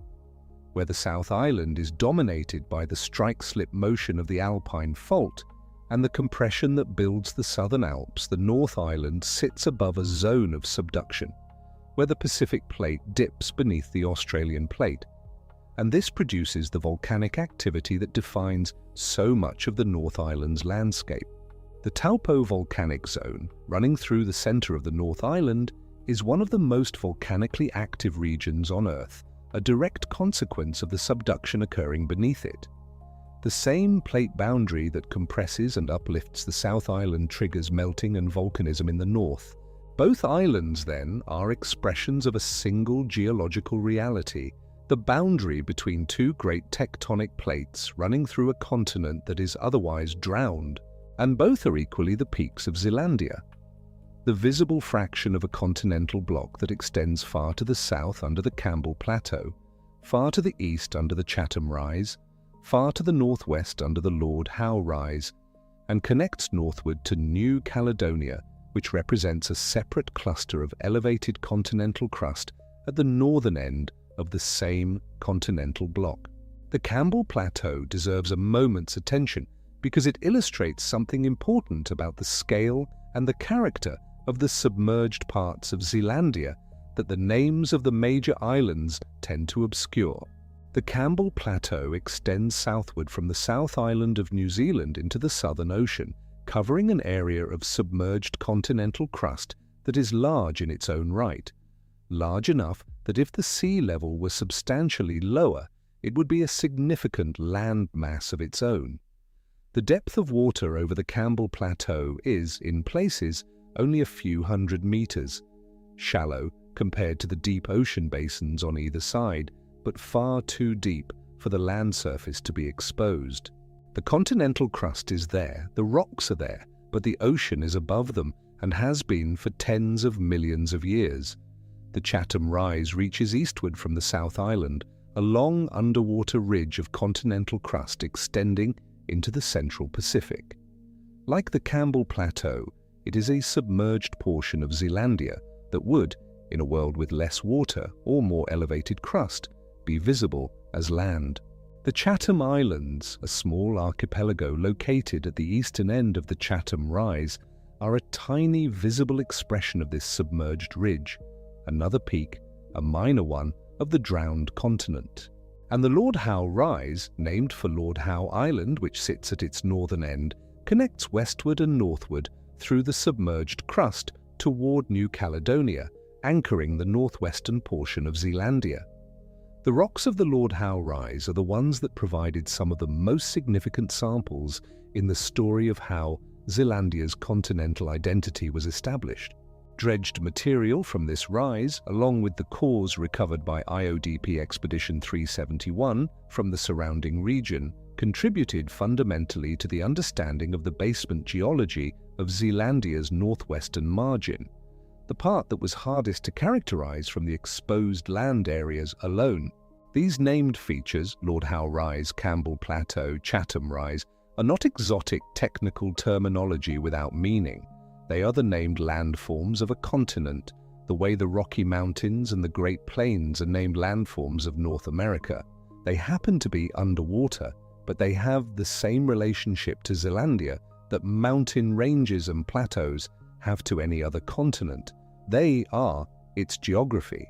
They are the shape of the continental surface, expressed through the particular depth contours of the ocean floor above them, revealed through the patience of bathymetric surveys that measure water depth across enormous expanses of sea and produce detailed maps of a terrain that no human foot has touched and no eye has seen directly.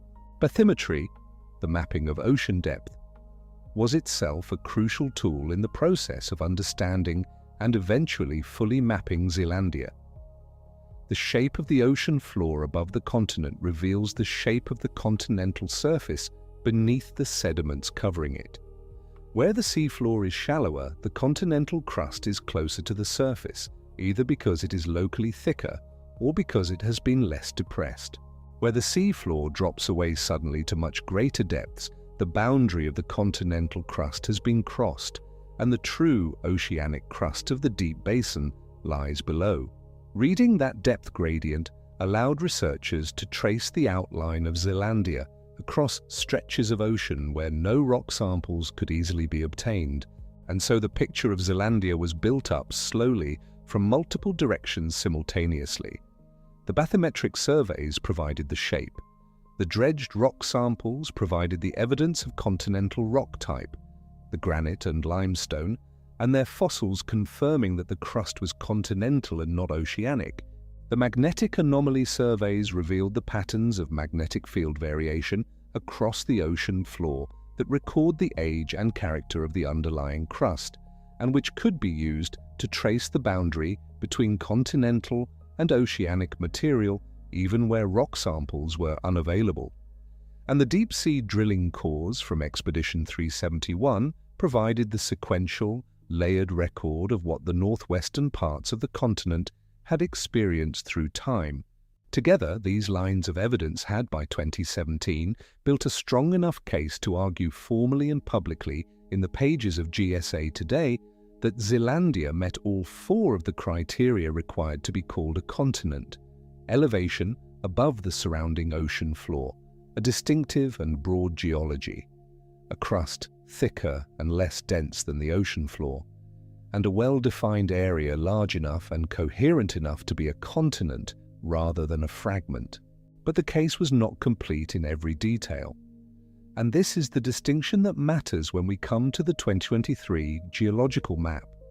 The distinction between arguing that Zealandia is a continent and fully describing what that continent looks like in all its geological detail.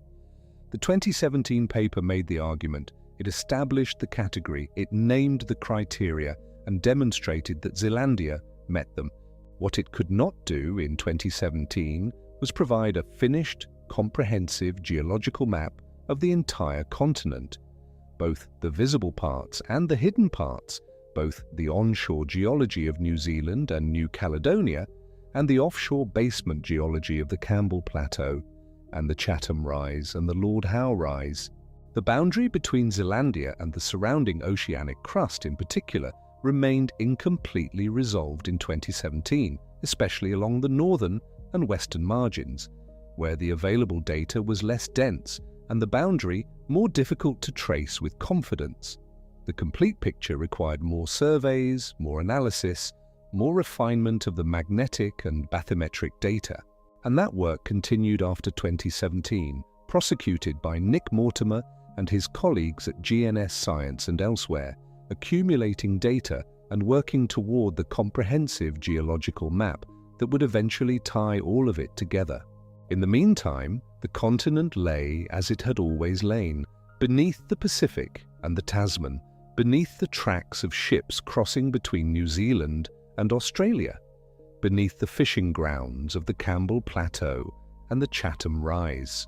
Patient and unaware of the human arguments being conducted about its status, indifferent to the question of how many continents the Earth should be said to contain, present in the crust and the rock and the sediment, in the particular dark, cold silence that is the silence of the deep ocean floor. And the fossils in the dredged rocks continued to tell their quiet story. The traces of organisms that lived in shallower water than the present depth of the plateau. The chemical signatures of sediments laid down not in the deep ocean, but near the shore. The record, written in the rock, of a time when Zealandia was not entirely submerged, when parts of it stood above the sea and received sunlight and felt the wind, and accumulated the kind of shallow water sediments and coastal fossils that only form in the proximity of air. Those records speak of a continent with a history more complex than simple, steady drowning. A continent that subsided and was lifted and subsided again in places. That experienced, at different times and in different regions, something closer to emergence than immersion. The full weight of that history, the Gondwana assembly, the rifting and the opening of the Tasman Sea, the thinning and the drowning, the Tonga-Kermadec subduction initiation warping the north, the plate boundary pushing the southern Alps back into daylight, the long accumulation of sediment and fossils on the drowned plateaus.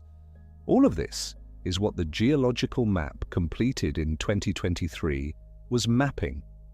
Not just the outline, not just the boundary, but the full basement geology. The rock types distributed across the continental surface, the structural patterns, the faults and folds and basement terrains that record the full sequence of tectonic events going back not just 80 million years, but much further into the deep Gondwana history of the crust itself. The mapping of a continent is not ultimately a simple act of drawing a boundary. It is the act of understanding what the continent is made of and how it came to be that way. The boundary matters. Knowing where Zealandia ends and the oceanic crust begins is fundamental to the argument that it is a coherent continental block. But the interior matters too. The distribution of rock types across the continent, the structural architecture of the basement, the pattern of how different regions with different histories are arranged relative to each other. This is what a geological map shows, and this is what the 2023 publication finally completed for a continent that had been mostly invisible for tens of millions of years and formally unnamed until 1995 and formally argued into existence only in 2017. The making of that map, the methods used, and the picture it finally revealed belongs to the next part of this story. But the foundation for understanding what was mapped, the story of why Zealandia is the way it is, drowned and quiet, and yet undeniably continental in its rock and its structure. That foundation lies here in the long geological history we have been tracing, in the separation from Gondwana, in the stretching and the thinning and the slow subsidence below the sea, in the plate boundary that cuts through New Zealand and lifts the southern Alps as a visible reminder of the continent beneath, in the Tonga-Kermadec event that complicated the northern margin, in the fossils resting in drowned rock on the Campbell Plateau and the Chatham Rise, remembering a time when the world above them was air rather than ocean. There is something in this history that asks for a different kind of attention than most geological stories. It is not the story of a mountain rising. It is not the story of a volcano or an earthquake, events that occupy human timescales, even if they involve geological forces. It is a story of subtraction, of a vast continental block having its buoyancy slowly removed, settling incrementally downward over millions of years until it was no longer part of the surface of the world in any way that the surface of the world would recognize, and it is a story of what persists through that process. The rock persists. The continental character of the crust persists. The history encoded in the minerals and the fossils and the structural patterns persists, waiting in the dark below the ocean for instruments sensitive enough to read it and minds patient enough to interpret what they find. The world is, in this sense, full of things that are present without being visible. Zealandia is only the most dramatic example. An entire continent, 4.9 million square kilometres of continental crust, sitting below the surface of the ocean and remaining uncounted, unmapped in full, and formally unnamed until the final decades of the 20th century, not because it was hidden in any intentional sense, not because the ocean concealed it from our instruments in the way that clouds conceal a mountain, but because the question of what qualified as a continent, the very framework within which Zealandia could be recognized, was itself unresolved, and remained unresolved in ways that even the 2017 paper could not entirely settle. And that is where the work of 2023 becomes important, not as a correction to what came before, not as a discovery in the sense of stumbling upon something unknown, but as a completion, the finishing of a picture that had been assembled piece by piece over decades, with the 2017 paper providing the frame and the argument, and the 2023 geological map providing, at last, the full image inside that frame. Nick Mortimer had been working on Zealandia for a long time before either publication. His name is on both the 2017 paper in GSA Today and the 2023 paper in Tectonics, and the arc between them is not the arc of discovery so much as the arc of resolution. In 2017, Mortimer and his colleagues made the case. They assembled the available evidence.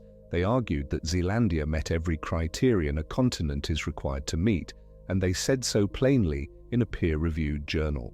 But the geological map of the continent, the detailed, comprehensive picture of what the basement rock looked like across the whole of that 4.9 million square kilometre expanse, both above the waterline and below, was not yet complete. The submerged portions, which account for 94% of Zealandia's total area, could not simply be walked across and sampled. They could not be examined with the instruments of ordinary fieldwork, the hammer and the hand lens, the measured section in a cliff face. They had to be approached differently, and the approach took time. What Mortimer, Wanda Stratford, Rupert Sutherland and their colleagues at GNS Science were doing in the years between 2017 and 2023 was building the geological map of a continent from the outside in, or perhaps more accurately, from above. Because the rock itself is unreachable in most of Zealandia's drowned interior, the mapping relied on two principal lines of evidence. The first was physical samples, rock, dredged from the seafloor at locations scattered across the submerged plateaus and ridges, fragments of the continental crust retrieved by ships and winches and brought to the surface for analysis in laboratories on land. These samples had been accumulating for decades, gathered by various expeditions and research programs, and they provided ground truth for the second and more pervasive line of evidence, magnetic anomaly data. Magnetic anomaly mapping works because different kinds of rock have different magnetic signatures. When continental crust crystallized from magma hundreds of millions of years ago, the iron-bearing minerals in it locked in the direction of the magnetic field at the moment of cooling.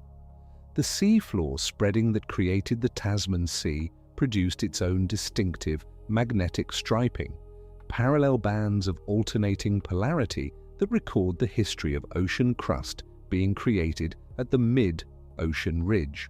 Continental crust has a different pattern, older and more complex, reflecting hundreds of millions of years of geological history rather than tens of millions. A magnetometer towed behind a ship or an instrument mounted on an aircraft passing over the ocean detects these differences as anomalies, variations in the local magnetic field that correspond to what lies beneath the water column and the thin layer of oceanic sediment. Read carefully, the anomaly map becomes a geological map. Here is continental crust, here is oceanic crust, here is where one ends and the other begins. Think of it like trying to understand the contours of a landscape buried under a uniform blanket of fresh snow. You cannot see the landscape, you cannot walk its surface. But if you know that granite has a different temperature signature than sedimentary rock, and if you carry an instrument sensitive enough to detect those differences through the snow, you can begin to draw the shapes beneath. Not perfectly, not with the resolution you would have standing on exposed bedrock, but well enough to trace the major boundaries, to identify the broad character of what lies beneath, to say with confidence, this is not ocean floor, this is something older and thicker and of a fundamentally different origin. The 2023 paper in Tectonics was the result of combining those dredged rock samples, the physical reality, the granite and the limestone, and the metamorphic rock pulled up from the drowned plateaus, with the magnetic anomaly data gathered across the full extent of Zealandia's underwater territory. Together they allowed Mortimer, Stratford, Sutherland and their colleagues to produce something that had not existed before, a complete geological map of Zealandia covering both the portions above water and the vast submerged portions beneath, showing the basement geology, the ancient rock that forms the foundation of the continent across its entire area, and refining the location of the boundary between Zealandia's continental crust and the neighboring oceanic crust of the surrounding Pacific and Tasman Sea floor. That boundary matters. It is what defines the edges of the continent, the line where Zealandia ends and the oceanic crust that is not Zealandia begins. And it had not been precisely drawn before. Parts of it were well established. The portions near the visible land and near New Zealand's coast, near New Caledonia, had been studied extensively. But the edges of the Lord Howe Rise, the margins of the Campbell Plateau, the boundaries of the Chatham Rise out to the east, these had been estimated, approximated, inferred. The 2023 map drew them more precisely, anchoring the edge of the continent in the data rather than in the reasonable guesses of earlier work. This is what "we only finished mapping it in 2023" actually means. It does not mean that no one had any idea where Zealandia was before 2023. It does not mean that ships and satellites had been sailing over it without a single instrument registering its presence. It means that the complete geological picture, the kind of map that for a continent above water you would compile by sending geologists to every corner of it over many years, was not finished until 2023. For 6% of Zealandia, the part that sits above sea level as New Zealand and New Caledonia, the geology had been mapped in considerable detail over more than a century of scientific work. For the remaining 94%, the picture had been partial, sketched, argued over and refined. The 2023 paper was the moment the sketch became a finished map. There is something worth sitting with in that distinction between the argument made in 2017 and the picture completed in 2023. The 2017 paper by Mortimer and his colleagues in GSA Today was an act of synthesis and advocacy. It took the evidence that had accumulated over decades and organized it into a coherent case. It said, Zealandia meets the criteria. Here is the elevation data, here is the geology, here is the crust thickness, here is the area. Every test a continent is required to pass, Zealandia passes. The paper did not hide the uncertainty. It acknowledged that continent is not a term with a perfectly sharp geological definition, that the line between a large microcontinent and a small continent is genuinely blurry, but it argued that Zealandia falls on the continent side of that blurry line, and it made that argument in terms precise enough for other geologists to engage with, test, and either accept or challenge. The 2023 paper was different in character. It was less advocacy and more documentation. It was the work of completing the map, of filling in the geological detail of a continent that had been, in the most literal sense, incompletely described. And in doing so, it strengthened the 2017 case not by repeating the argument, but by making the subject more fully known. A continent you can map in detail is harder to dismiss than a continent whose edges and basement geology are still partly inferred. The 2023 work made Zealandia more real in the sense that it made Zealandia more precisely described. But the question of whether to call it a continent, that question, the definitional one, did not resolve cleanly with either paper. There is no international body that officially ratifies the number of continents on Earth. This surprises people when they first encounter it. We grow up with the impression that the continents are fixed, settled, universally agreed upon. 7 continents, or perhaps 6, depending on which tradition of geography you were educated in, or perhaps 5. The variations are already a clue that something less settled than geography lessons suggest is at work here. The word continent carries the feeling of a precise scientific term. It sounds like the kind of thing that would have a formal definition, a committee somewhere that decides which land masses qualify and which do not, a list maintained by some international geological authority that can be updated when the evidence warrants. No such body exists. There is no institution that holds the official count, that issues rulings on contested cases, that can look at the evidence assembled by Mortimer and his colleagues and stamp it approved. The International Union of Geological Sciences does not adjudicate on the number of continents. The committee that could declare Zealandia officially the 8th continent is a committee that has never been convened because no one thought to convene it when the count seemed unambiguous, and now that it is contested, there is no agreed procedure for settling it. This is not a failure of scientific organization. It is a reflection of the nature of the concept. Continent is, in ways that geologists themselves acknowledge, a human convention imposed on a planet that does not divide itself into continents. The planet has tectonic plates, and plates are real in the sense that they are physically distinct slabs of lithosphere with measurable boundaries and motions. But plates and continents are not the same thing.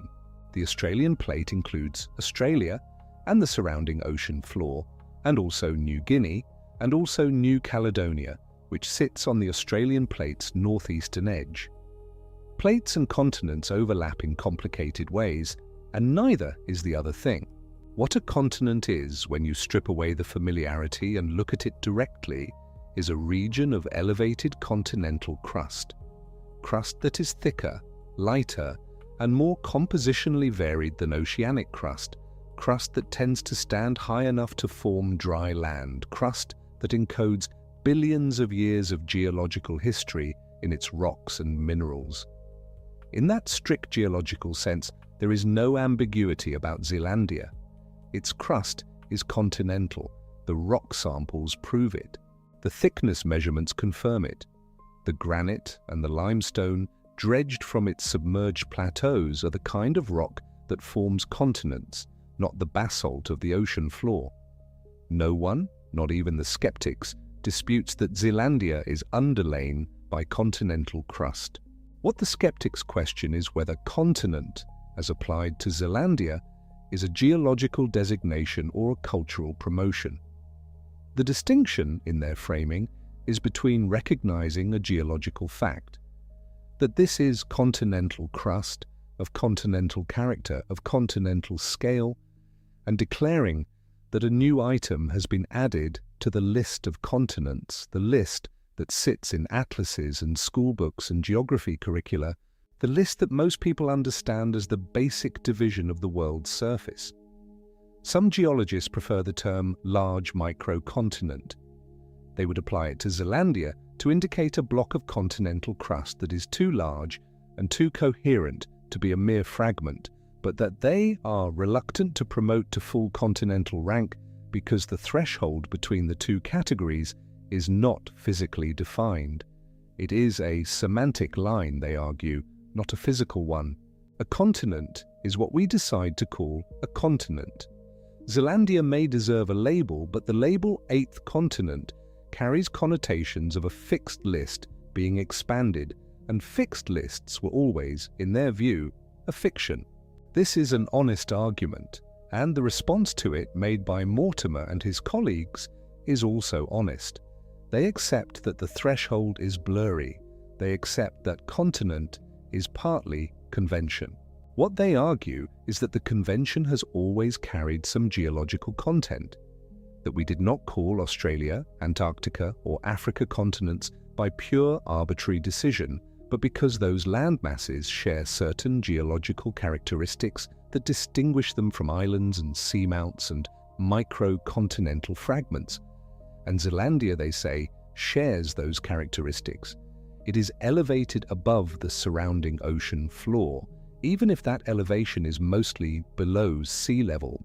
It has a distinctive and broad geology. Its crust is thick and light relative to the ocean floor, even if it is thin relative to the global continental average. And it is large.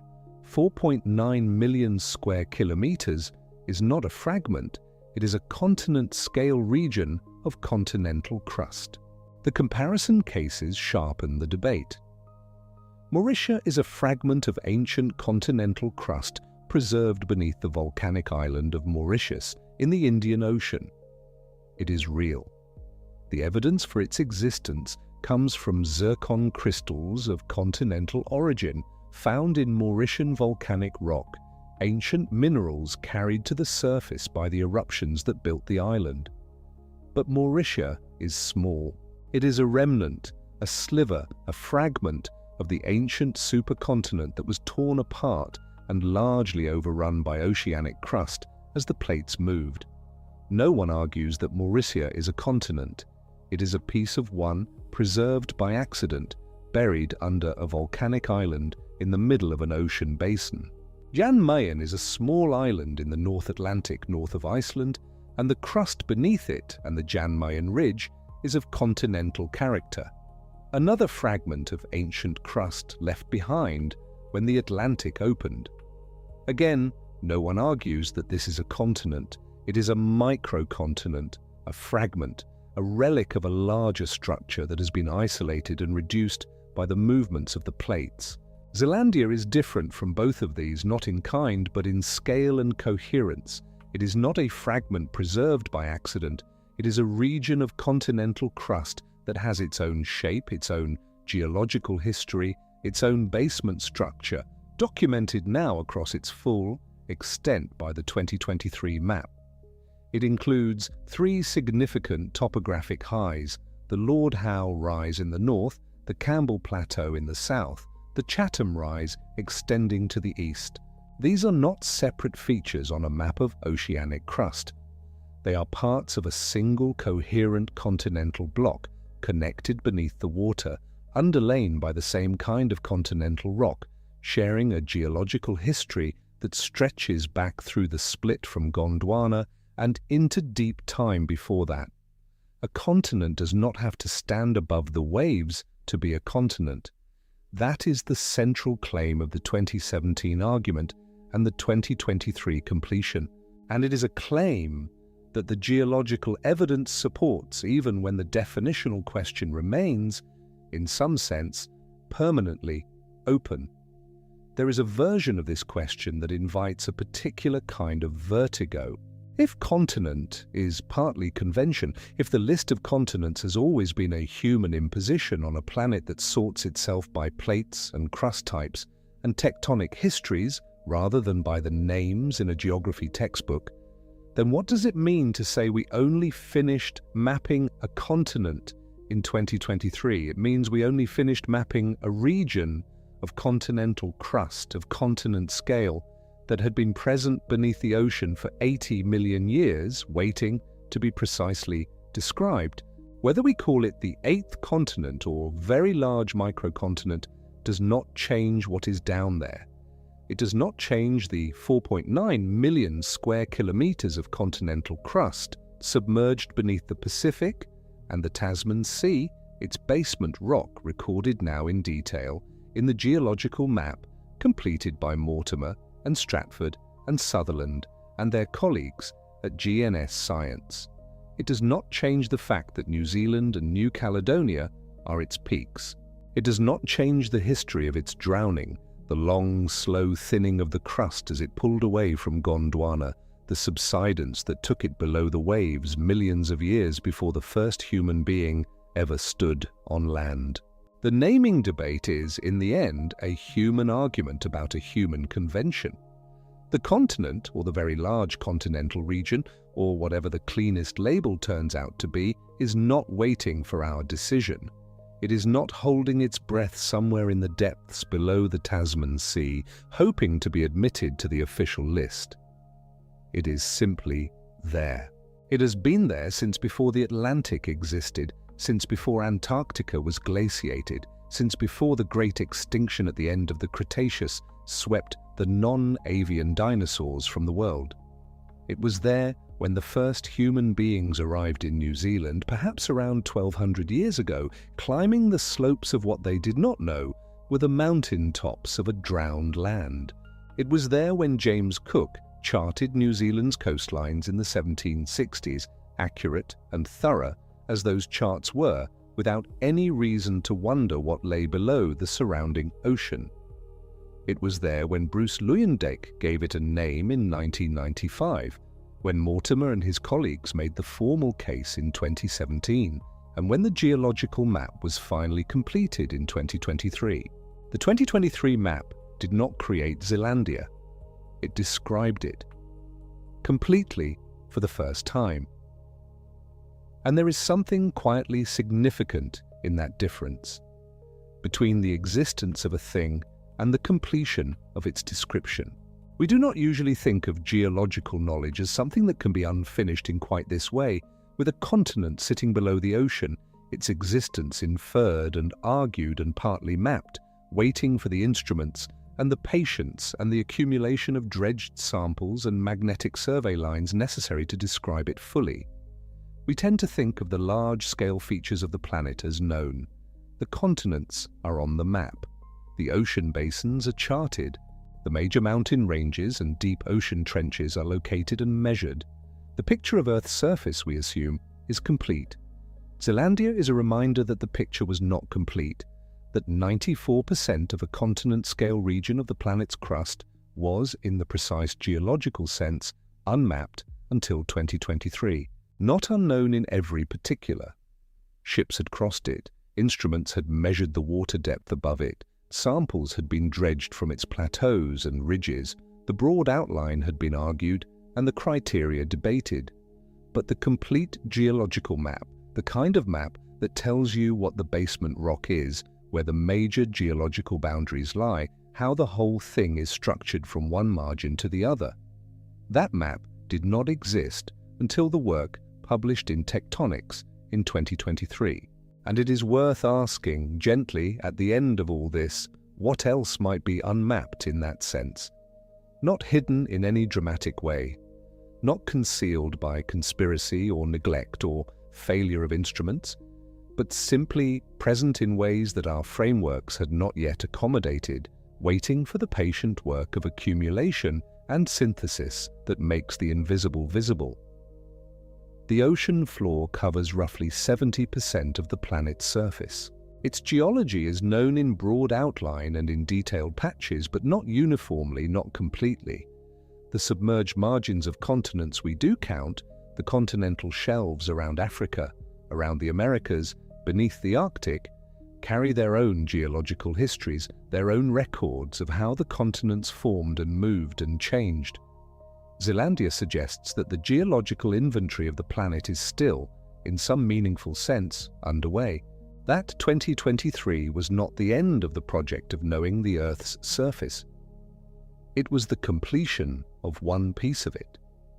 The drowned plateaus of Zealandia are quiet now.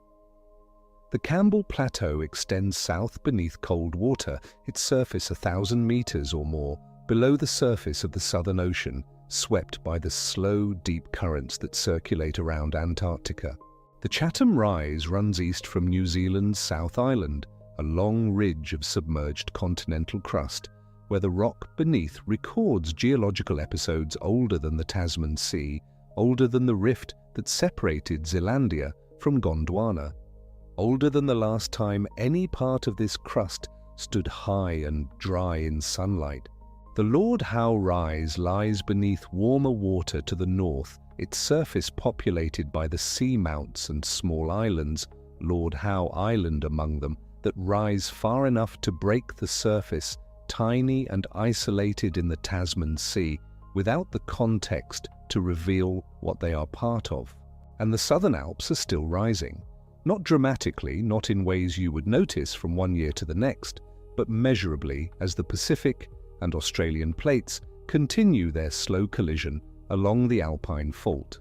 The rock that was thinned and drowned 80 million years ago is being pushed back upward in that narrow zone, centimetre by slow centimetre, so that the highest peaks of the South Island, Aoraki, Mount Cook, the white-shouldered summits of that range, are not only the visible remnant of a drowned continent, but the growing edge of it, the place where the continent is slowly reasserting itself against the weight of the ocean.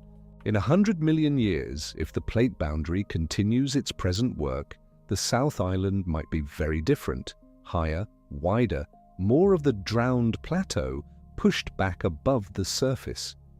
But in 100 million years, the Pacific will be a different ocean and the plates will have moved in ways we cannot fully predict, and the shapes of the world will be shapes we do not have words for yet. The geological map that Nick Mortimer and his colleagues completed in 2023 is a document of a moment in that vast process. It shows Zealandia as it is now, in this particular slice of deep time, with its crust in its current configuration, its peaks visible above the Pacific and its vast body submerged. The map will not be the last word. Geology never produces last words.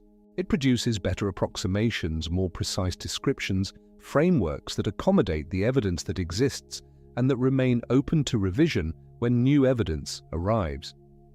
That is not a weakness of geological knowledge. It is the character of any honest knowledge about a planet that is still actively changing, still moving its plates, still building its mountains, still subsiding its drowned continents, and occasionally pushing fragments of them back toward the light.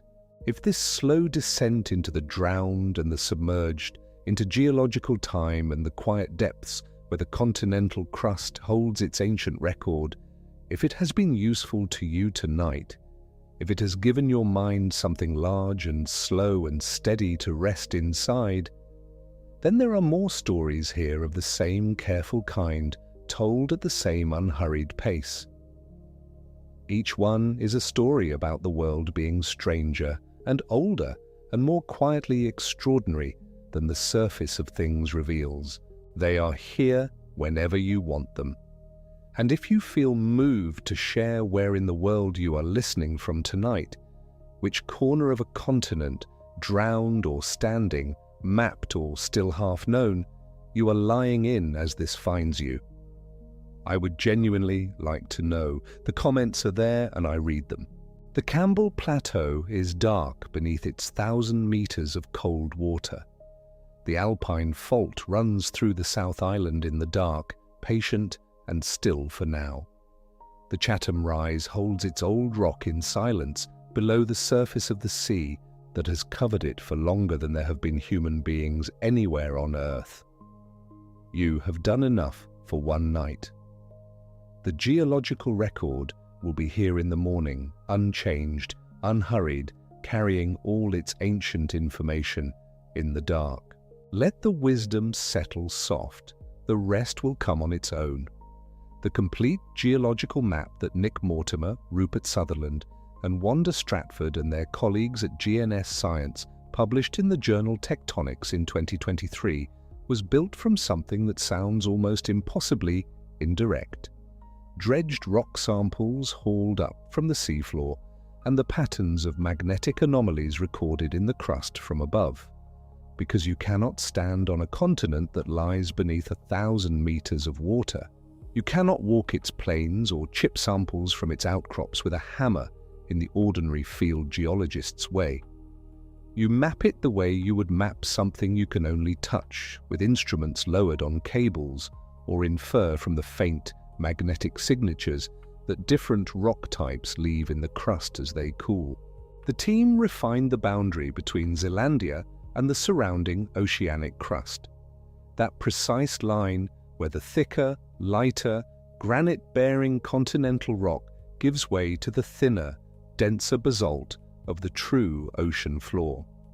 And in doing so, completed the picture that had been assembling piece by careful piece for decades. The distinction between 2017 and 2023 is worth dwelling on for a moment, because it is what the title of this quiet journey actually means. In 2017, Nick Mortimer and his colleagues published the argument, the formal 4-criteria case that Zealandia deserved to be called a continent, assembled from everything that was then known and set out in the pages of GSA Today with the rigor of a legal brief built from geological evidence. That paper said, here is what a continent must be, and Zealandia is all of those things, but the map of the whole landmass, the complete picture of its basement geology and its magnetic and bathymetric structure across the full extent of its nearly 5 million square kilometres. That was not finished in 2017. The outline of the argument was there, the finished map was not. And so when the 2023 paper appeared in Tectonics, it represented something different in kind. Not the case for Zealandia, but the completed portrait of it. The difference is between a prosecutor making an argument and a cartographer laying down the final lines. Both matter, only the second one finishes the map. And yet, even with the map finished, there is a debate that the map cannot resolve. Because no map can settle a question that is partly philosophical. There is no official international scientific body that convenes and rules on how many continents the Earth has. The number of continents is not a piece of information that has been formally ratified by any authority in the way that the periodic table is, or the definition of a meter. It is partly a geographical convention, partly a cultural inheritance, and partly a geological judgment call. Different countries teach different numbers in their schools. Some teach 7, some 6, some 5, depending on how they aggregate Europe and Asia or Central and South America. The word continent is a human category drawn over a planet that does not label itself, and so Zealandia's status remains argued rather than universally declared, even now that its map is complete. The skeptic's position is not unreasonable on its own terms. The line between a very large microcontinent and a continent proper is not a hard, physical threshold written into the rock. It is a semantic threshold, a matter of where you choose to draw a definitional boundary. Mauritia, the ancient fragment of continental crust that lies buried beneath the island of Mauritius in the Indian Ocean, is undeniably continental crust, granite, not basalt. And yet, nobody argues that Mauritia is a continent. Jan Mayen, the elongated sliver of continental material near Iceland, is another fragment, another piece of ancient crust that did not stay attached to the landmass it once belonged to, and it is not described as a continent either. The skeptics of Zealandia's continental status point to this comparison and say, what you have is a large fragment, unusual in its coherence and scale, but a fragment nonetheless. The response from Zealandia's proponents is precisely that coherence and that scale. Zealandia is not a sliver or a buried chip. It is a contiguous block of nearly 5 million square kilometres, with its own internal geological structure, its own plate boundary history, its own exposed peaks in New Zealand and New Caledonia, and a crust that satisfies every criterion a continent is required to meet. The question of what separates a very large microcontinent from a continent is real, and it is not fully resolved. But the argument is that Zealandia sits on the continent side of that line, wherever exactly you choose to draw it. And here is where the view widens and where the quiet strangeness of this whole story settles into something that feels, in the small hours, genuinely vertiginous.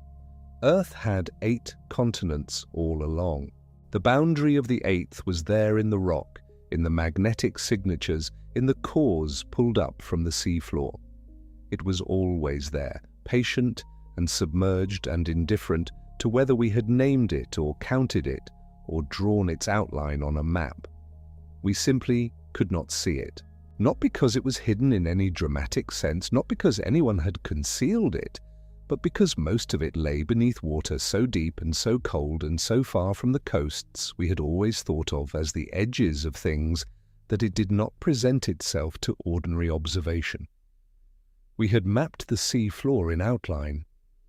We had not finished mapping the continent beneath it, and the act of finishing that map, so finally drawing the full geological portrait of Zealandia in 2023, revealed something that extends beyond the map itself. It revealed that the category we use to organize the solid surface of this planet, the word continent, is a human convenience laid over a geological reality that was never obliged to arrange itself into tidy, countable units. The rock did not know it was supposed to be 7 continents rather than 8. It was just crust. Old, stretched, thinned, drowned, doing what crust does over millions of years. And there is something restful in that if you let it be. The drowned plateaus of Zealandia, the Campbell Plateau in its cold southern water, the Chatham Rise holding its ancient rock in the dark, the Lord Howe Rise stretching away to the northwest. They have been exactly what they are for 80 million years, regardless of what we called them, regardless of whether we had finished drawing their outlines. The Southern Alps stand above the sea because a plate boundary pushed them there, not because Zealandia wished to be seen. New Caledonia sits above the water in the north for the same slow, tectonic reason, the same patient geological process that has been moving these pieces of crust across the face of the planet long before any creature existed that was capable of wondering about it. Good night. Sleep well.